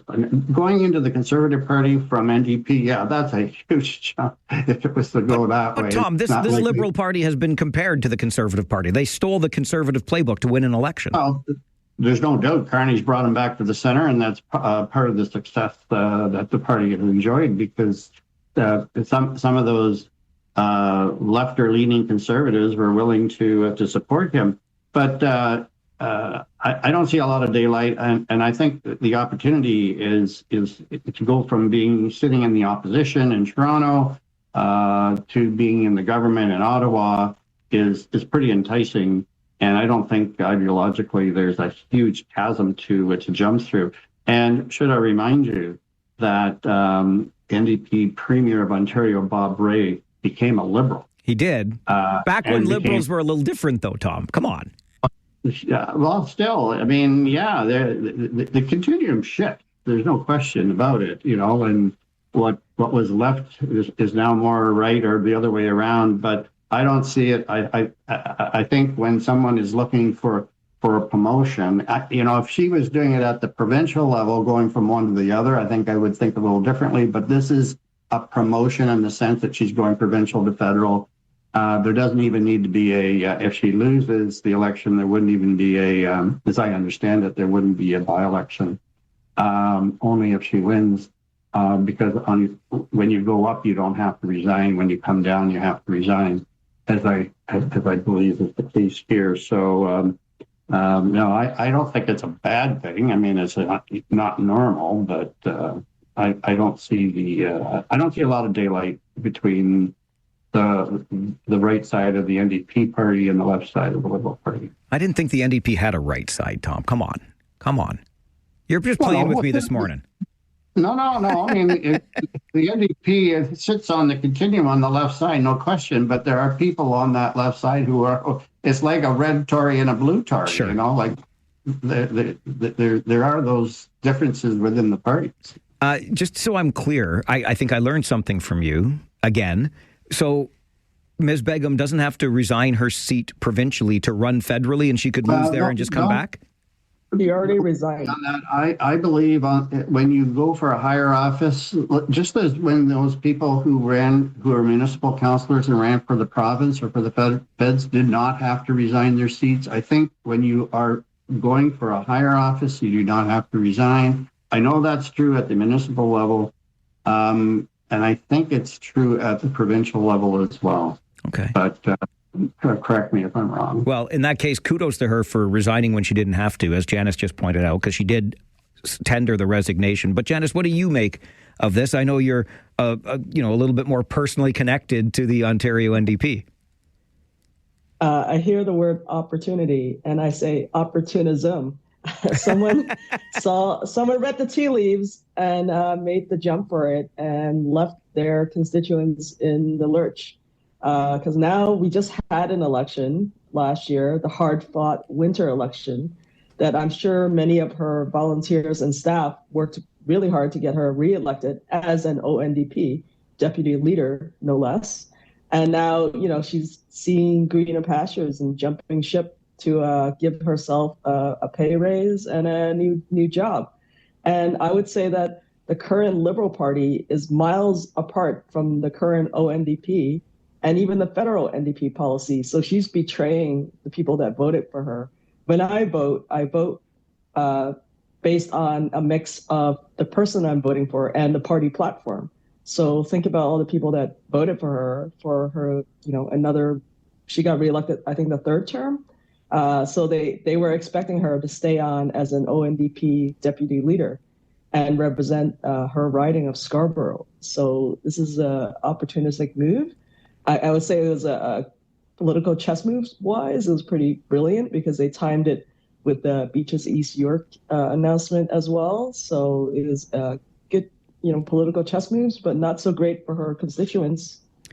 And we've seen it before and likely will again. It's one of the things that makes people, I guess, that's one of the places where I feel I have earned my cynicism in observing these things as a voter. But nonetheless, Janice Jim, Julie Callflesh, and Tom Galloway are with us on the Friday 4 Roundtable this morning.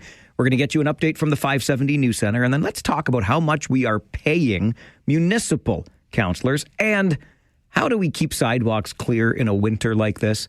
Those conversations coming up with our Friday 4 Roundtable on the Mike Farwell Show, 570 News Radio and Rogers TV.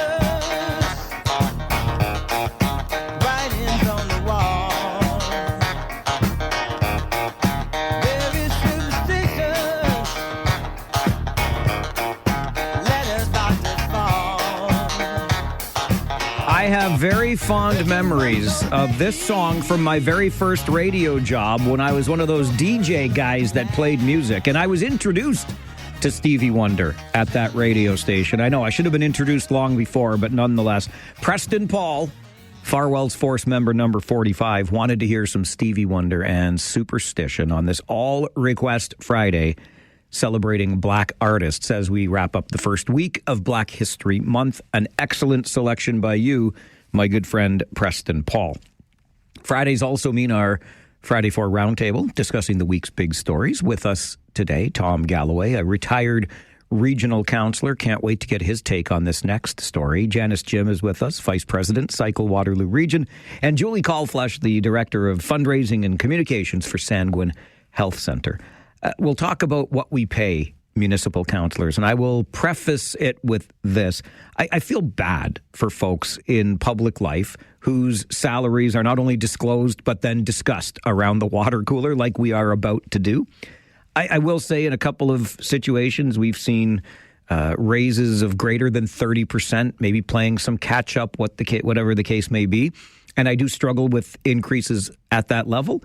And maybe I should go run for council in Guelph because $70,000 plus $70,000. It's a part-time job. And we know there's more work involved. Anyway, that's how I will preface it. And we'll start with the retired regional councillor. I'm sorry that you had to go through this in your professional life, Tom, and now with me this morning. But are we paying municipal councillors enough? If you don't pay enough money, you don't get good candidates, right? Well, I'm not sure. That's exactly the equation, Mike. But before I get into this, I just want to confirm that Ms. Begum voluntarily resigned. She did not have to resign. Kudos to her. I looked that up. My AI assistant gave me that answer. But on this matter, it really depends, at what level we're talking about. Okay, the city of Toronto is one situation, but the city of Kitchener, Waterloo, Cambridge is in a different league. And from my perspective, you want these jobs to be available to people of all different careers and experiences. Not just retired people, not just lawyers or people who can, leave their career for a full-time job. So you want this to be part-time. And I really do want to emphasize that the word honorarium is important. This should be considered community service, and it has an honorarium attached to it. When people start talking about, the salary or the wages, I bristle at that, because if you're doing it for the salary or the wages and you're doing it as a part of your income or as a career, then I'm not sure you're actually in there for the right reasons. Now, there are some exceptions. Of course, the mayors and others have to be full-time. But for those that we're talking about here, I think the problem is that if you don't have increases on a more regular basis, and then all of a sudden after 5 years you have to do a catch up, then it looks really bad. But more importantly is the process that you use to decide that. And I'm seeing that some are using consultants, and that I've always was more comfortable when we struck a citizens committee early in the term, not in the last year of the term, but early in the term, to determine what the compensation was going to be for the next term of office. And not to wait to the last minute to decide that, because it obviously becomes much more controversial. And then the Citizens Committee reports, and council does whatever it wants to do. In my very first term of politics, when I was on the City of Kitchener Council, that was 1991, we voted ourselves an immediate increase. And I thought that was really strange. And it came into effect immediately. And I kind of rubbed people the wrong way because I didn't accept the increase. I donated the increase to charity that term, because I didn't think we should be voting ourselves an increase that was immediate. So I think it's the process that's important on how this is done. I think, to your point, every council now is doing this for the next term and not any longer voting themselves increases. I'm not sure, but I'm confident, pretty confident about that. But good insight there from the retired regional councillor. Janice, what do you think? Are we paying our municipal councillors enough? I agree with that. If you want qualified people to run and not have a kind of a money barrier to keep different types of people from running, we should be paying them a good amount. And I think having the consultants kind of do a study to the side, I think that's a fair process. We're hiring people that determine, the market rate for such work.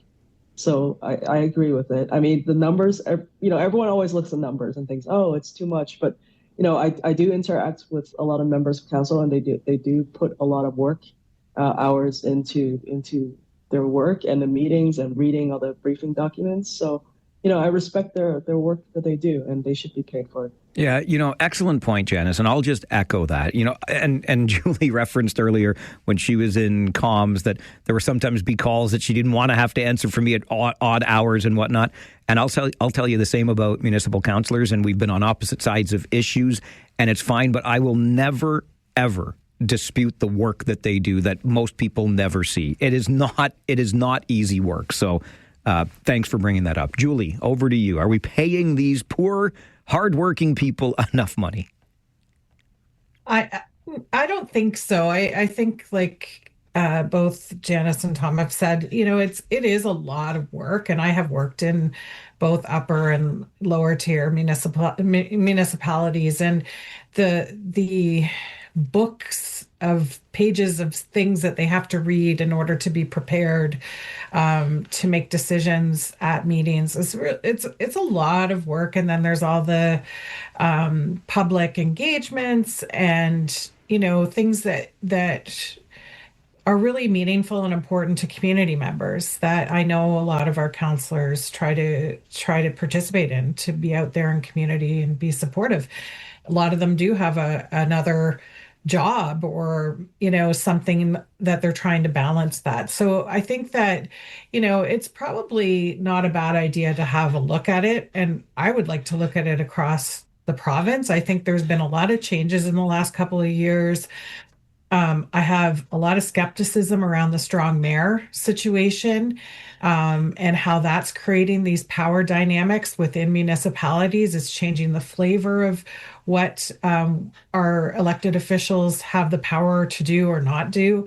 And, I think that if we want to look at cost savings, and that's not necessarily what we're saying here, but it kind of feeds into that. I think there's other places within our municipalities where money is being spent in a questionable way, and it isn't the wages of our counselors. I think it's, some of the other activities that are happening, and even the fact that, we have the two tiers here, and that means, we have fire fire departments in every municipality. Like there's a lot of things that we pay extra money for in a two-tier.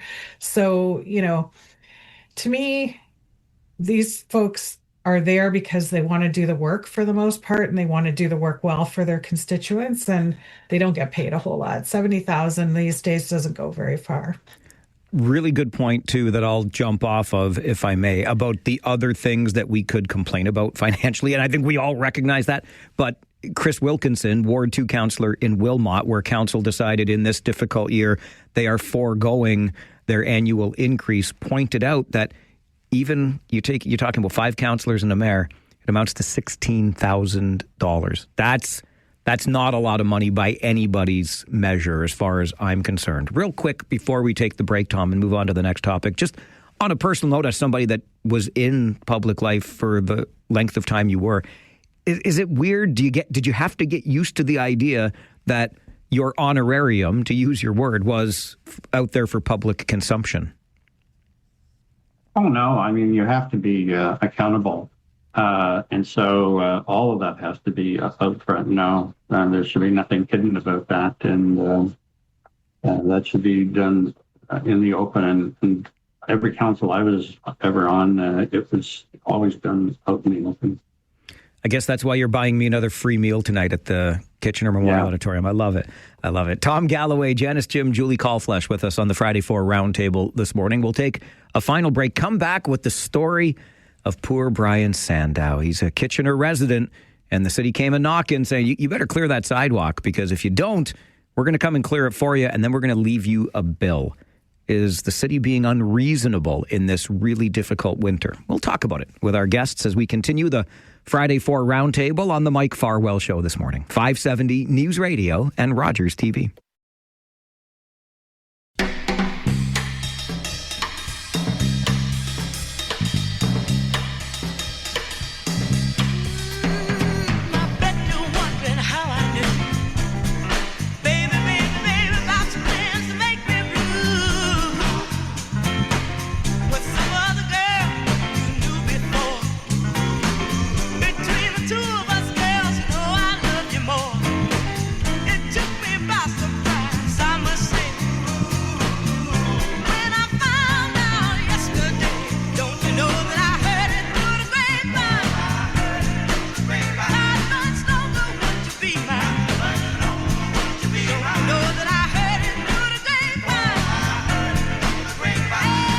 It just occurred to me that we celebrate Black History for the month.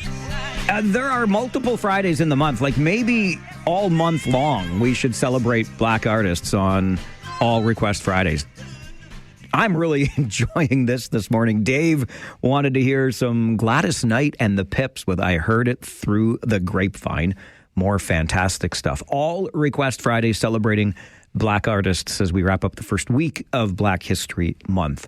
4 guests, or 4 people, 3 guests and yours truly on our Friday 4 Roundtable. We talk about 4 issues. And the last one to discuss is the sidewalk that was not shoveled, at least not to the city's standard.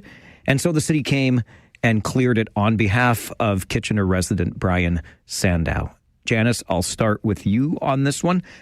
It's been a brutal winter. People have been complaining about the state of the roads, you name it. Either way, is the city of Kitchener being a little heavy-handed in this regard?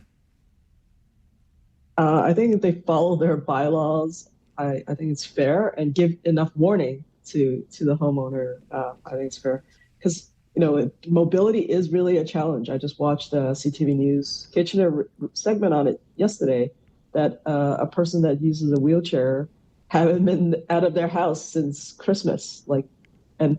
All the bus stops are in terrible shape. Bike lanes are in terrible shape. Sidewalks are in terrible shape. Yeah, it is a really tough winter, but if we don't enforce standards, there's going to be a lot of challenges for people with different mobility issues. It might just be my neck of the woods, but you mentioned bus stops. It just sparks a thought. I've noticed on my daily walks with Rosie, the pandemic pup, a lot of bus stops. I think they've been playing some catch up in this little lull we had, so they're getting there. But you're absolutely right, of course, Janice, that it's been way behind and quite frankly unacceptable. Julie, your thoughts on the sidewalk that was not cleared, so the city went out and did it? I think it's, reasonable to assume that if the city's having a hard time keeping up on places like bus stops, that the average resident is also having a hard time. In our house, I am not the shoveler, and I know that Peter has been out there many days since November at 4 a.m. trying to get ahead of things or fix the ridge that comes into the driveway when the plow goes by, and so I think that it's been a really difficult winter to measure that kind of responsiveness from our residents. He indicates he went away for a night. Who knows? That I think there could have been probably a little bit more grace given. We need to be prepared for these kinds of winters because they seem to be coming more and more. And that's at both the municipal level and ourselves as residents. So, it's important that we have clear sidewalks for folks with mobility issues, for moms pushing strollers, even for little ones just trying to get to school. It's a safety concern. So I think that I didn't like hearing that it had to go to this extent. And I wonder, what was happening behind the scenes that it actually got there and if there were more warnings or things like that. But I think at the end of the day, we all want the same thing. We want people to be safe and around our communities. And I would have liked to have seen a little more goodwill towards this individual.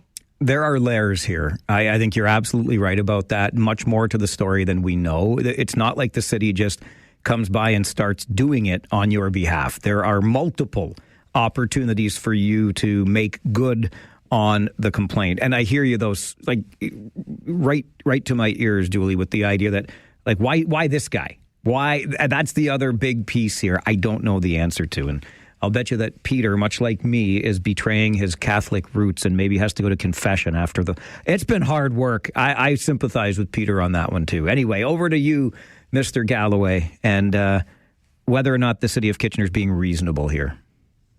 Well, I'm pretty sure that this gentleman wasn't the only person that had their sidewalk cleared by the city, and Julie's quite right. I mean, my understanding of the bylaw process, and I happen to have a situation in my own neighborhood where the city came along, but it wasn't until after the homeowner had a number of different warnings posted to their door and opportunity to clear the snow, and then at some point in time, the city comes and does it as the taxes, and that's the way the bylaw works. Now, in this particular case, this gentleman didn't get that series of notices. Well, then, maybe he has a right to complain. The fact that the road is not plowed is completely irrelevant because that's a whole different situation. But I'm pretty sure that his particular circumstance was complicated by the fact that it's a corner lot, and that the access from the sidewalk to the road for people crossing the street was probably what prompted the call to bylaw. And probably what prompted maybe even an expedited process to get it cleared, because that, even though you're living on a corner lot, the bylaw requires you to keep that clear, and that's often very difficult after the plows come through. So I suspect that was part of the complication in this particular case. But my experience with bylaw is that you do get warnings and you do get opportunity to clear it up, and whether or not that was the case here, I don't know, but I do think that it's important for mobility purposes. In my particular case with the situation, a few ladies routinely try to get through it with their baby carriages and have a terrible time. So I have no sympathy for the person when the city comes, and there are people I know that when I was a counselor, they would say to you, well, if I have to pay a couple times a year, that's the cheap snow removal, and I don't have to go and do it, which is a terrible attitude when you're living in a community and you should be providing, clear sidewalks for mobility purposes.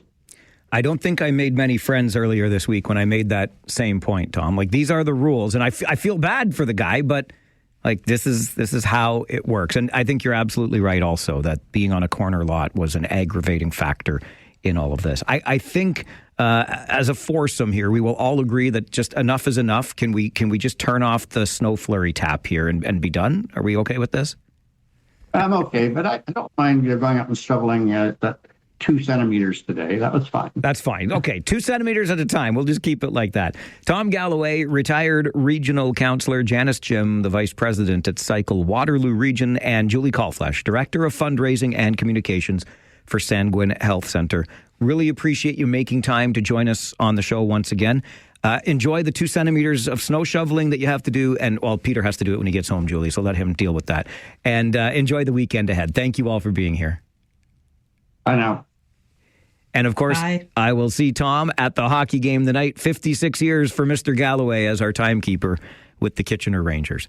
Friday 4 is wrapped up. Free Phones Friday is still to come. That's the way we end our show every week. Open phone lines for you begin right after this update from the 570 News Center. This is the Mike Farwell Show on 570 News Radio and Rogers TV.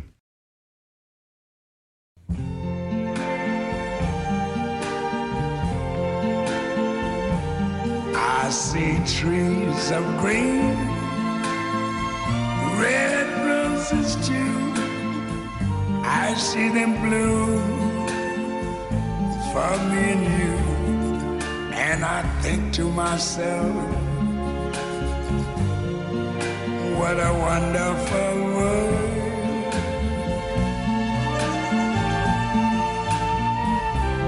I see skies of blue and clouds of white, the bright blessed day, the dark sacred night. Oh, my goodness. You know, every time I hear the song, I think of little Kevin, what was his last name in that show? Anyway, The Wonder Years, Fred Savage and his little friend Winnie.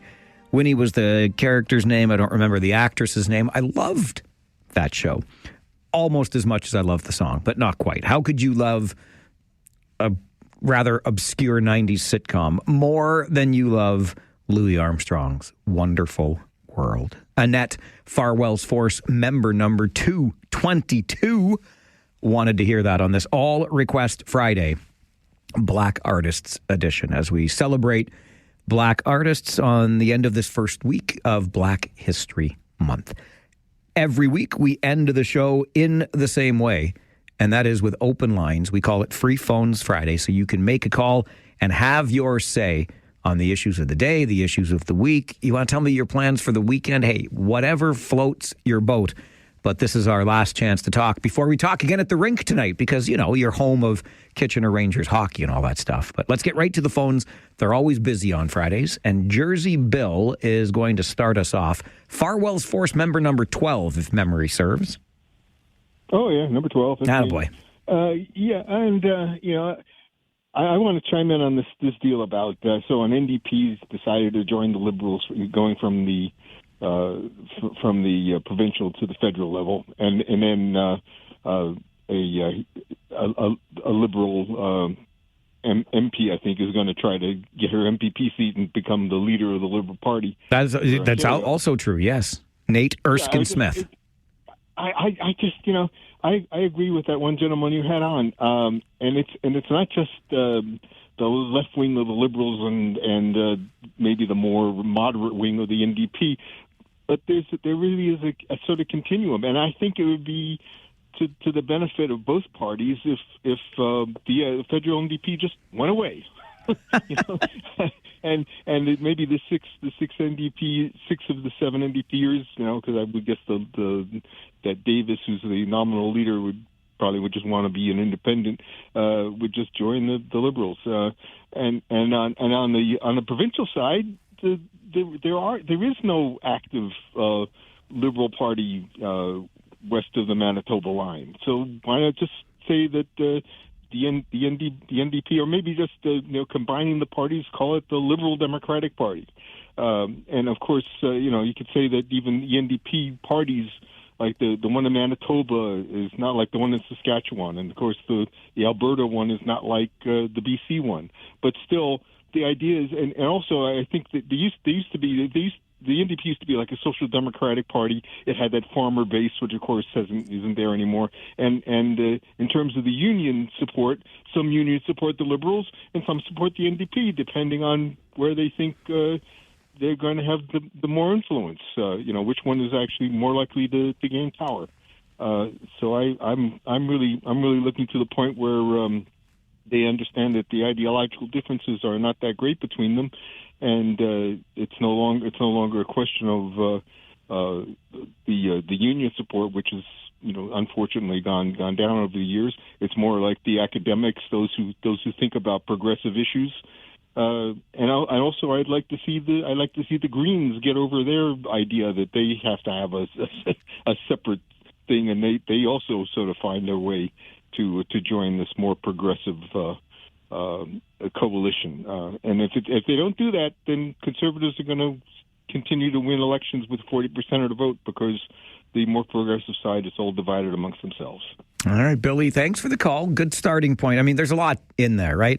I share the cynicism of Janice Jim in our previous Friday 4 roundtable conversation about opportunism. It is that to me, plain and simple. I don't see nearly enough similarity between the provincial NDP and the federal Liberals, at least not currently with the federal Liberals. And so if you're leaving the provincial NDP, where you were deputy leader, to take your shot at the federal Liberals, I think that means, for the most part anyway, I can't read Dolly Begum's mind, but I think that means that you just want to play for the winning team. And right now, federally, the Liberals are the winning team. So I'm not a huge fan of what we're seeing play out there. Billy also reminds us, of course, that federal Liberal MP Nate Erskine-Smith is considering running for that seat that Dolly Begum is vacating provincially, so that he could win a provincial seat and then become the next Ontario Liberal Party leader. And I think that would be a really good move, actually, for the Ontario Liberals, for what it's worth. And then you get the whole idea that Billy gets into about kind of uniting the left, uniting the right, whatever. I am not philosophically opposed to a two-party system. I know we've had debates about that before, and people far more learned than I have said, no, it's best the way that it is. I don't know, because as Billy points out, we've got certainly provincially right now, a very scattershot, if you will, left side of the political spectrum. And I think they're just eating one another's lunches and have been for several elections now. But I digress. It's Free Phones Friday, and next up is Kyle. Good afternoon, Kyle. Good afternoon. Well, what I'm doing this weekend. Tonight I got hockey. Tomorrow I will be in my bathrobe with a pipe and a bottle or a can of OV watching the Olympics. And then after that, I'll be ordering tickets for Mosport for the IMSA race at the Canadian Tire Motorsport Park in July. I like that. Think about July. I love it. Why does it have to be an OV that you're enjoying tomorrow? Because that's what my grandfather always drank when he first came to Canada. All right. I don't know if it was just a cheap beer that they got back when they first came. I have no idea, but he always had OV. So, yeah, that's just a traditional thing I always have for my grandfather. Who are the Listowel Cyclones playing tonight? We are playing Strathroy Rockets. We are in a playoff fight position right now, so we're neck and neck. We don't know if we're going to make the playoffs or not, but it comes down to these last few games with Strathroy, Kamoka, and Waterloo. So it's a nail-biter tonight. It'll be fun. Can't wait to see the guys from Strathroy come up and play us. It's always a fun little fight that they have with each other, so I like it. All right. Enjoy it, Kyle. Thanks very much. Good to hear from you. Listowel Cyclones home to the Strathroy Rockets tonight. Some GOHL action out Listy way. They told me once I'm allowed to call it Listy. I'm an honorary Listowellian. Is that what you call yourselves out there? Anyway, go Sykes, go. Andrew is next on Free Phones Friday. Good afternoon, Andrew. Good afternoon, Mike.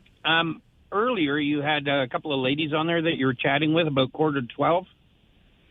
And the one lady was saying something about the city having trouble keeping up with the streets and sidewalks and bus pickup spots and cyclists. Are we plowing roads plowing something for the people on bicycles in the wintertime? Absolutely we are. But I think we would take care of the roads in the wheelchair places and the bus stops first. I think that would be prioritized. The funny thing is, Andrew, when we plow bike lanes, a lot of people with mobility issues will take their wheelchairs or their strollers into the bike lanes because they are cleared and close to the sidewalk. So it happens. Okay, I wasn't thinking of those bike lanes. I was thinking of the ones through the parks and things like that. Okay, another thing I wanted to bring up was another lady said she thinks that we should give residents more grace on getting their sidewalks cleaned. I think it's around 2 days, isn't it, that you have 24 hours or 48 hours to get your walk cleaned? I'm not positive, but I think it's around there. So, yes, we have 24 hours from snowfall to get it cleared. And then if it becomes a problem, I don't know how many warnings, but I know there's more than one that the city will give you to say, hey, get this cleaned up or we're going to come in and clean it up for you. Exactly. So whoever got a ticket and didn't get all these warnings, I think someone's not telling all the story or the truth or something, but I think 24 hours is sufficient time to clean your wee bit of the sidewalk out of consideration for everybody else. I think that's very well said, Andrew. Very well said. Have a great day, Mike. Thank you. Thanks. You too. I've always felt that way. I really have. And I will continue to argue that the very best method for clearing sidewalks in this city, the city-wide, the city round, is having residents responsible for the job, period. And if you live on a corner lot, I feel for you. I know that's more than twice the work plus what the plow plows into the corner. I get it, but I'm 100% with Andrew. Has the snow stopped yet today? Maybe it has. I'm looking out my window. I know we've got the blowing snow, but the bottom line is this. By the end of the day tomorrow, ain't nobody going to be giving you a hard time before then. So really, you've got about until end of day Saturday to get the snow cleared. I think that is ample opportunity. And just because Andrew brought up the bike lanes and the plowing, I'm going to share this pet peeve. It's a newly found pet peeve of mine, but I am so disappointed in the city of Kitchener on this. I really am. Because it suggests to me that we just don't think far enough ahead. So I've told you about the walks that Rosie and I like to take, and one of the streets that we walk on has just gone on some kind of, I think they would call it a road diet. The lanes for vehicles have been narrowed, sometimes eliminated. It slows people down by design. Fine, whatever. But also, one of the reasons the road lanes for vehicle traffic is narrow or are narrower is because there's this new, I'm going to call it a multi-use trail. I think that's what the city would call it, the MUT or the MUP for multi-use path. Either way, it's a new stretch of asphalt that's right there. It's not the sidewalk. So you've got a home, a front lawn, a sidewalk, a boulevard, as I've always called it, with the grass and probably a tree. And then you've got the next piece of asphalt, which is the multi-use trail. And the city comes by and they use their machine to clear the trail of snow, but it leaves a wee snowbank on either side of the trail. And the city don't clean that up. And so now you've got a homeowner who does their duty and shovels the snow in front of their house on the sidewalk. And what do you want them to do? Go across the boulevard onto the multi-use trail and then shovel the little snowbank that you're building up when you go by with your city plow? Hell no. And so the fact that the city leaves the snow to pile up there, Rosie is as spry as the day she was born. She hops right over it. I can get over it.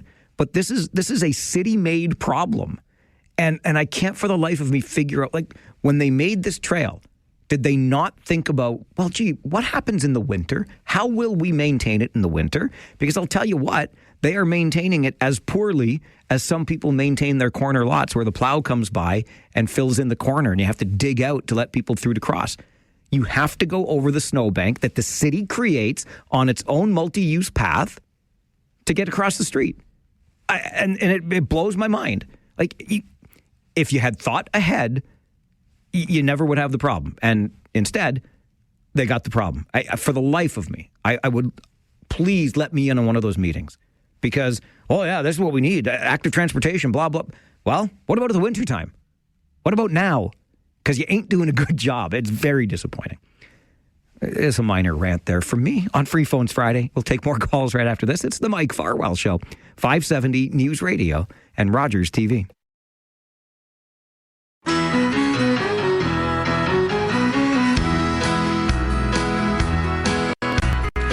Whenever I chance to meet some old friends on the street, they wonder how does a man get to be this way. I've always got a smiling face, but anytime and any place, and every time they ask me why, I just smile and say, you've got to kiss an angel good morning. Oh, don't you ever change, Francis. Don't you ever change.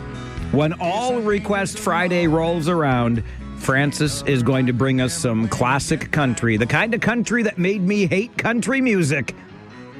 I'm just being honest with you, but I love going back in time for some Charlie Pride on this All Request Friday, celebrating Black artists, and that is called Kiss an Angel Good Morning, which I know Francis does every day with that darling Sherry of his. I hope you're having a great Friday out there in God's country. Back to the phones here on Free Phones Friday. Lisa, good afternoon. Good afternoon, Mike. How are you? I'm great, thanks. How are you? I'm okay. You know, there's two things about this sidewalk clearing thing that I want to unpack. The first one is, you were talking, you brought up about, hasn't the city figured out how to do this stuff by now, which I can't help thinking, when you buy a house, you have to think about all the maintenance that has to go there. And that's great. You buy a house that's on a corner lot with all that sidewalks. But don't you think in your head, I'm going to have to clear all that sidewalk in the winter? That's something, if that's something that's you're responsible for where you're buying a house, then that's something that you have to take into account. If you can't do it, find someone who you pay to do it, or you have kids that can do it. Now, you know, I live in a community that's not in Waterloo Region, and I'm not going to mention where it is, but we have a machine that comes and does our sidewalks as part of our taxes, and we're on an old street, beautiful old street, but the sidewalks are too narrow for the machine. So we usually go out and do ours because we've lived where we are for 40 years this year. And for most of those years, we were responsible for it. So we have a snowblower. We try to do it ahead of the machine. And the machine will go around us for the most part because, unfortunately, with a machine that's too wide for the sidewalk, we end up with damage on the trees or the lawn, and we try to prevent that from happening. It's just easier to do that. But, you know, we would prefer to be doing it on our own rather than having the machine. And there's times where the machine doesn't come through. For whatever reason, it takes a couple days for it to come through, and no one else cleans their sidewalks. So then you're walking through, like a couple of weeks ago, I was walking through a foot of snow on the sidewalk to the neighbors to one side of me. And you know, it just gets left then. So maybe, you know, I feel like maybe we should be going back that way, and everyone should be responsible for that. But if you buy a home with a whole bunch of sidewalk, and that's part of your homeowner thing, I'm not sure that I have a lot of sympathy for someone who hasn't cleared it properly and gets warnings and hasn't done it. I don't know what they charged him to do that, but they probably told him what it was going to be before it came to that. So anyway, that's my 2 cents worth. All right, Lisa, appreciate that. I'm just reminded of the famous phrase, I'm from the government and I'm here to help. Scariest words in the English language. Doesn't sound like the municipal sidewalk clearing in Lisa's municipality is working all that well. But if the city's going to come eventually, why would you do the job yourself? And I think Lisa's really onto something about when it comes to a corner lot. I don't know about you, But I feel like I'm still a relatively new homeowner. Didn't buy till I was in my 40s. And now when I see places, I often look at and think, oh, that driveway would be a bear to shovel. Or would I want to back out of that driveway onto this busy street or whatever the case may be? These are things that I would think about if I were intending to purchase that particular home, for example. So I think Lisa's onto something with that. When, you are buying the deed to a property, then you become responsible for all of the maintenance there. And if it's a huge lot, I don't love cutting my back lawn, but I'd sure look forward to it now. We've got a really deep lot at our house. It's a good hour and change of work in the nice weather. But I'd give anything for that chore at home right now compared to the chore that we've been dealing with since November. Got to get to a 570 News Center update. And Greg and Jamie and Andre, who are on the phone, I promise I'm going to come to you right after we hear this update from the 570 News Center. And we'll continue with Free Phones Friday on the Mike Farwell Show. 570 News Radio and Rogers TV.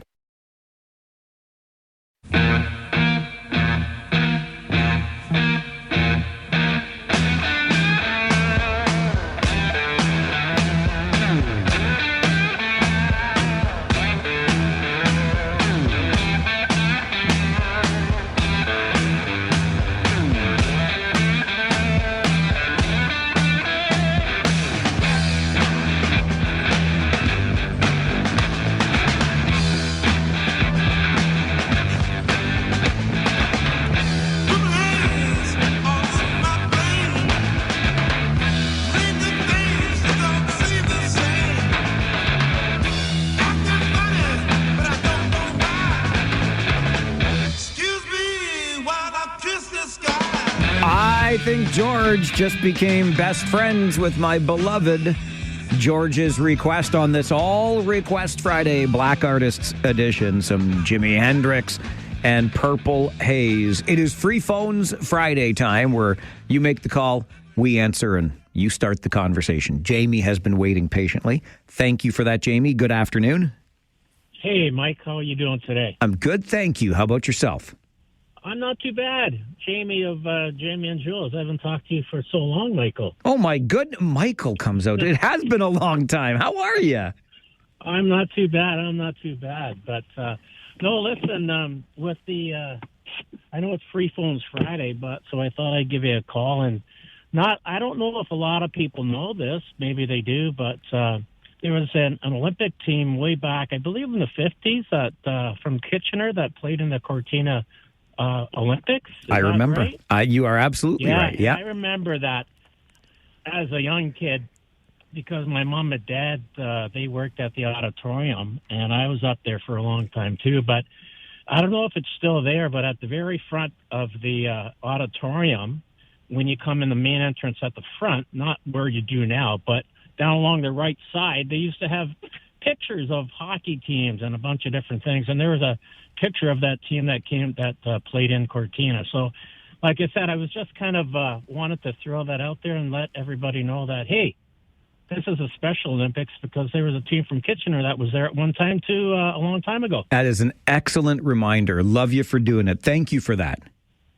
You're welcome, Michael. Listen, have a great day, and we got to get together for a pop. Yes, we do. Thank you. I know that your better half celebrated a birthday recently. I sent her a note, but please give her an extra special hug for me and Bethany and even that lug Ryan, okay? Because I love those guys. All of them. Will do. Thanks, buddy. Thanks, JK. All right, buddy.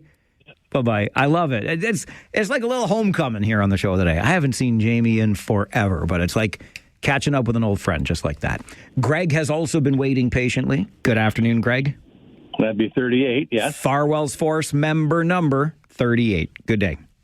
All right, just a question for you, like for talking about traffic headaches and whatever. All right, so southbound on the expressway, picture the collector lanes. Wait a minute. When were we talking about traffic headaches? Have we talked about that today? We were complaining about snow shoveling. Well, okay, that's a headache. Okay, headaches. Okay. Well, you're making it up as you go along there, number 38. Yeah, well, it's Friday. I'm tired and, long weeks. Anyways, but... Okay, I don't have too many reasons to go that way nowadays, but every Wednesday I need the Victoria cutoff, so I'm over there. Why is one lane gone and they're doing nothing? Well, they are doing something. It's above. They're working on the new bridge. Well, you need above. You need one of those collector lanes totally closed? Well, how do you think you work on a bridge, Greg? Well, I don't see anyone doing anything. That's the thing. It's just cones and down to one lane. Yeah, you don't think that when they're doing this work on the bridge above, they might sometime need some heavy machinery to be out on the expressway, and it'll be in that lane? Well, I've never seen anything yet. That's why I was wondering if, like, is it really necessary at this time of year? Like, I don't know. Again, I'm not there that often. I just thought, all right, so you're saying it's all just due to the bridge, even though there's like a lack of activity a lot. Yes, that's exactly the answer. That's what I'm telling you. Okay. Okay. I just wondered because like everyone's jamming up there, and I can only picture what it must be like at rush hour. But yeah, just didn't really see the purpose. But okay, if it's bridge related, good enough. Boring topic for me, I guess. Nothing too exciting for me today. But again, I'm tired, so need a beer. All right, Greg. Hey, appreciate it. You enjoy that beer, but not until you're done work. Okay, that's how it goes. We put in our 40 hours. We put in our 37 and a half hours. What have I put in this week? I'm on 4, 4, 4, and 4 is 16, and not quite 4 yet. So I'm on I'm into my 20th hour of the week. It's been a long week here, okay, at the studio. So just feel bad for me. So you put in your 40 or more. I'll put in my 20, and then I'm going to go home and have I'm going to put a little extra in tonight. Does that count? Can I count tonight's hockey game? Can I have 2 liters of pop? Can I count tonight's hockey game? Okay, and then I'll go home and have a pop. I just love the randomness of Greg's call, though. And I don't go there that often, but damn it, when I go there, why do they have that lane closed on me? Listen, I don't know about you, but at that part of the expressway, 85 North in particular, well, no, South coming home at rush hour, right? The backups start around what? University? And North, if you get on, I love calling them the collectors because we don't know collectors like the 401 through Toronto knows collectors, right?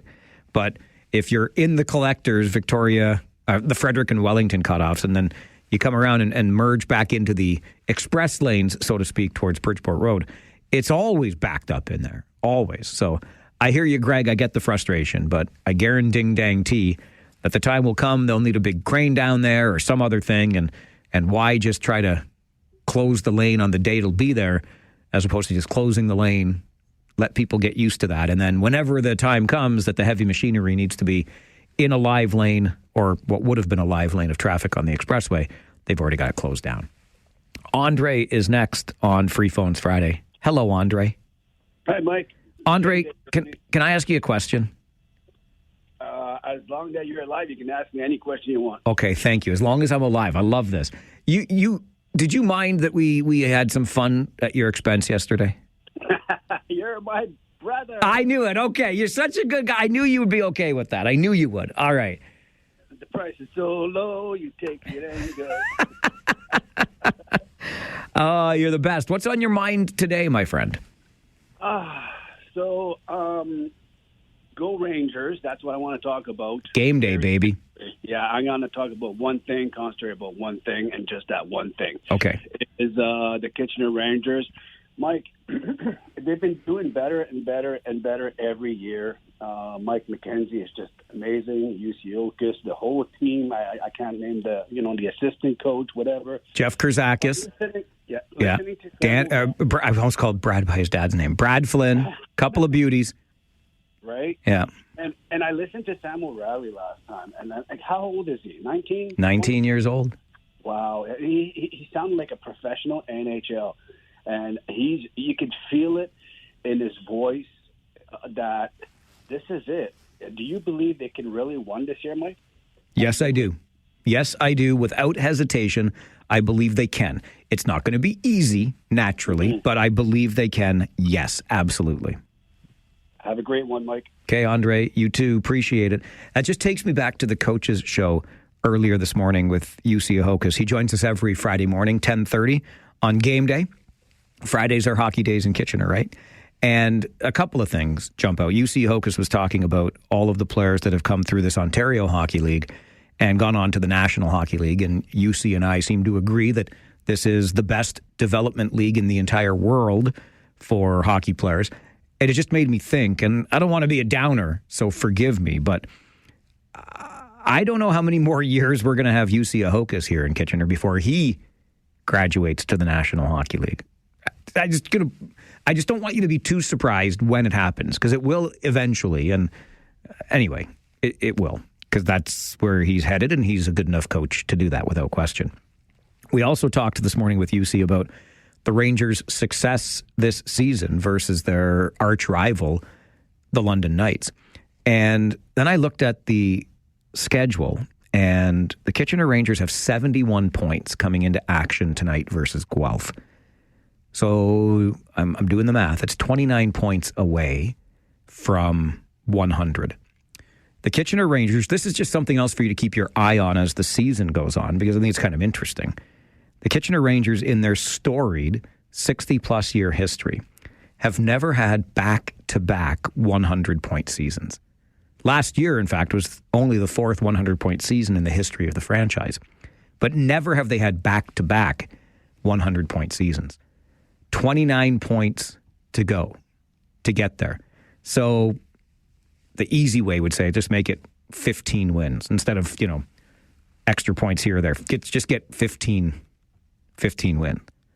There are 19 games left in the season. Can the Kitchener Rangers win 15 of those 19, or maybe lose one in overtime along the way, or a shootout, and pick up the 1 point? But can they get 29 points in 19 games? That is something to watch, just because they've never had back-to-back 100-point seasons before.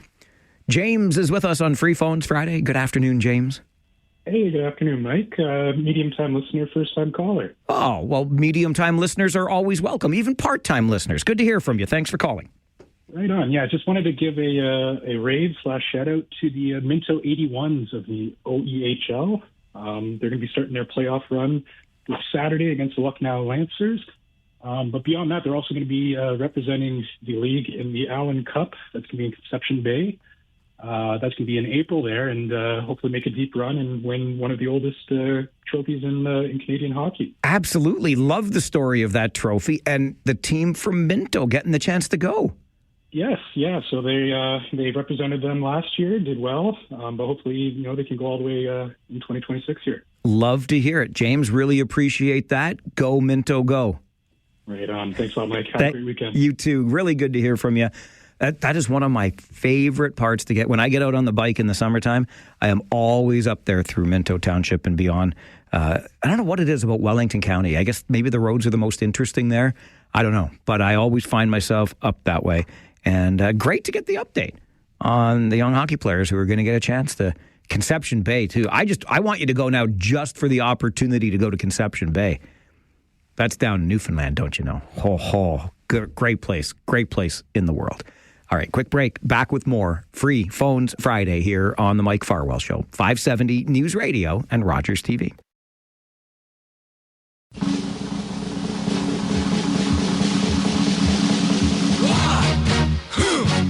Yeah. What is it good for? Absolutely nothing. Yeah. What is it good for? Absolutely nothing. Say it again, y'all. Look out. What is it good for? Absolutely nothing. Listen to me. I despise. Oh, yeah, all done good. On this assignment, you get an A++. An All Request Friday, Black Artists Edition. We're wrapping up the first week of Black History Month. We're celebrating Black artists with All Request Friday. And Zoltan wanted to hear War by Edwin Starr. We have had some fantastic music on the show today, all requested by you. A++. Free Phones Friday continues. Paul is with us. Good afternoon, Paul. Hello, Mikey. How you doing? I'm great. How are you? Hey, first-time caller. Can I get a number for your force? Oh, Paul, you can absolutely get a number for Farwell's Force for Good, Force for Change, Force to be Reckoned with. I have number 312 next on the list. How's that? Is there a 333 available? Is there I'm sorry, no. Brian already has that one. Anything double three. 331, 332? 331 is yours, Paul. Thank you so much. First letter of your last name, please. G. Paul G. 331. We got you on the force, pal. Thank you so much. Thank you. I was just calling in about the Ranger trade with London. Yes. And I was going to say, as much as we dislike the London Knights with Mr. Hunter, and he is a good coach because look what they do over the years. But I think, in my opinion, the reason why we got those two guys is he wants to really stick at the Brantford because the Hyman family really loaded up. And for years, the Hunter duo has owned the OHL. And since they came in, they still want to be the top dog. So I think even with these guys in Kitchener, I realize they could have won any other team, but Kitchener's loaded up too. They still got a name in the record books if Kitchener goes deep. Interesting. Could be. I mean, London did trade Ryder Bolton over to Brantford earlier in the season, so there's that too. But listen, I'm just glad these champions, and I think that's why the Rangers went out and got them, right? Woolley and O'Reilly are both champions. Yeah, for sure. Absolutely. Okay, thank you so much. Thank you, Paul. Love to hear from you. And the only thing I would quibble with is you said Dale Hunter's a good coach. I would say great coach. And I'll just remind you on that note, your home of Kitchener Rangers hockey is right here on 570 News Radio. Nobody knows the ins and outs of the league more than the folks at this station. So join us for the broadcast tonight. It all starts with the Harris Law pregame show at 6:30, and it continues right through Rangers talk. We'll talk OHL in general because nobody knows the ins and outs of the league like the folks at this station. And we'll talk about the Rangers game tonight. They're taking on Guelph, but would love to have you with us on your home of Kitchener Rangers hockey tonight. Phil, you are next on Free Phones Friday. Good afternoon. Good afternoon, D'Artagnan. You always have something, don't you? Yeah. Okay. I'm being held hostage here in my house because I was gifted a box of wine. It's being delivered, so I have to sign for it and be here for it. But on another matter... That doesn't sound like a difficult... tell me your real problems there, Philip. I'll give you the update. As you know, I was in London to watch the Knights Ranger game. Yes. I wore my, the pre-game or the warm-up shirts they wear. Yeah. I have one of those. I nice. Won one. Actually, I won two. But I wore it, and I had more people approach me in London Knights fans. A lot of them knew the history behind those colors and asked, all about it. So is it Craig? What's his name? Who has the Rangers Reach program? Yeah, it's Craig Campbell, the executive director. Yeah. So what he's doing, it's working. So he's to be commended on that. Excellent point, Phil. I'm glad you did that. Listen, front to back, the Rangers organization has a bunch of talented folk, and Craig is absolutely among them. And that is a sweet warm-up jersey, which you'll see if you're at the Memorial Auditorium tonight. And if you're not, just tune in to 570 News Radio. Arlene, you're on Free Phones Friday. Good afternoon. Good afternoon, Mike. I'm a second-time caller. The first time I called, I wanted to be in your book with a number, and I don't think I heard you give me a number. Uh-oh. So I don't know how you figured that out, but I know the last gentleman just took 331. Yes, he did. I'm trying to look in my recent numbers for an Arlene.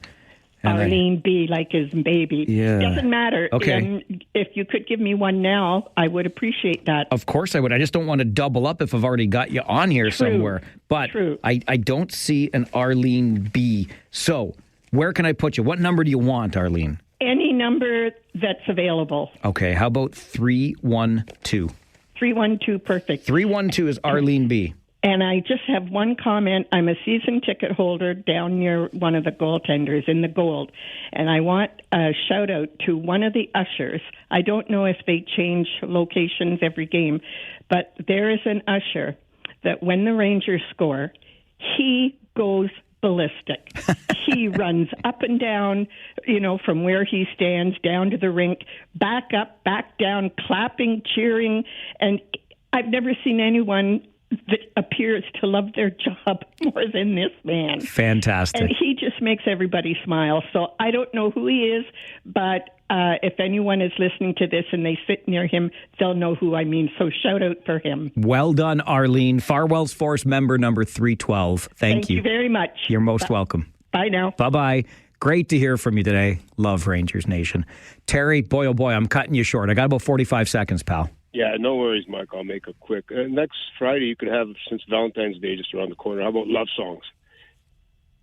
Yeah, probably. Okay. You know what? The reason I'm calling, Mike. You want to give a love song dedication? Well, maybe. But, Okay. But you were talking about we're going to break that record for most snowfall in the winter? Well, we could. I'd rather not. I think but we're going to shatter that. We got like 2 months. But, Mike, the last time that happened in 07, 08, the Rangers were in the Memorial Cup. You remember the year that team that won broke the cup? Yeah, Spokane. That's right. Well, maybe it's a trend, Mike. You never know. Anyway, that's all I have to say. Have a good weekend, bud. All right, Terry. Well done. Right under the wire. That was a good memory. Brings back so many memories of Don Cameron, the late great. Fantastic. The voice of the Kitchener Rangers. We've got Harris Law pregame show coverage. Josh Piercy and I starts at 6:30. I'm going to go home and walk the dog, and then I'll see you at the rink a little bit later on. My name is Mike Farwell. You are a force for good. Bye for now.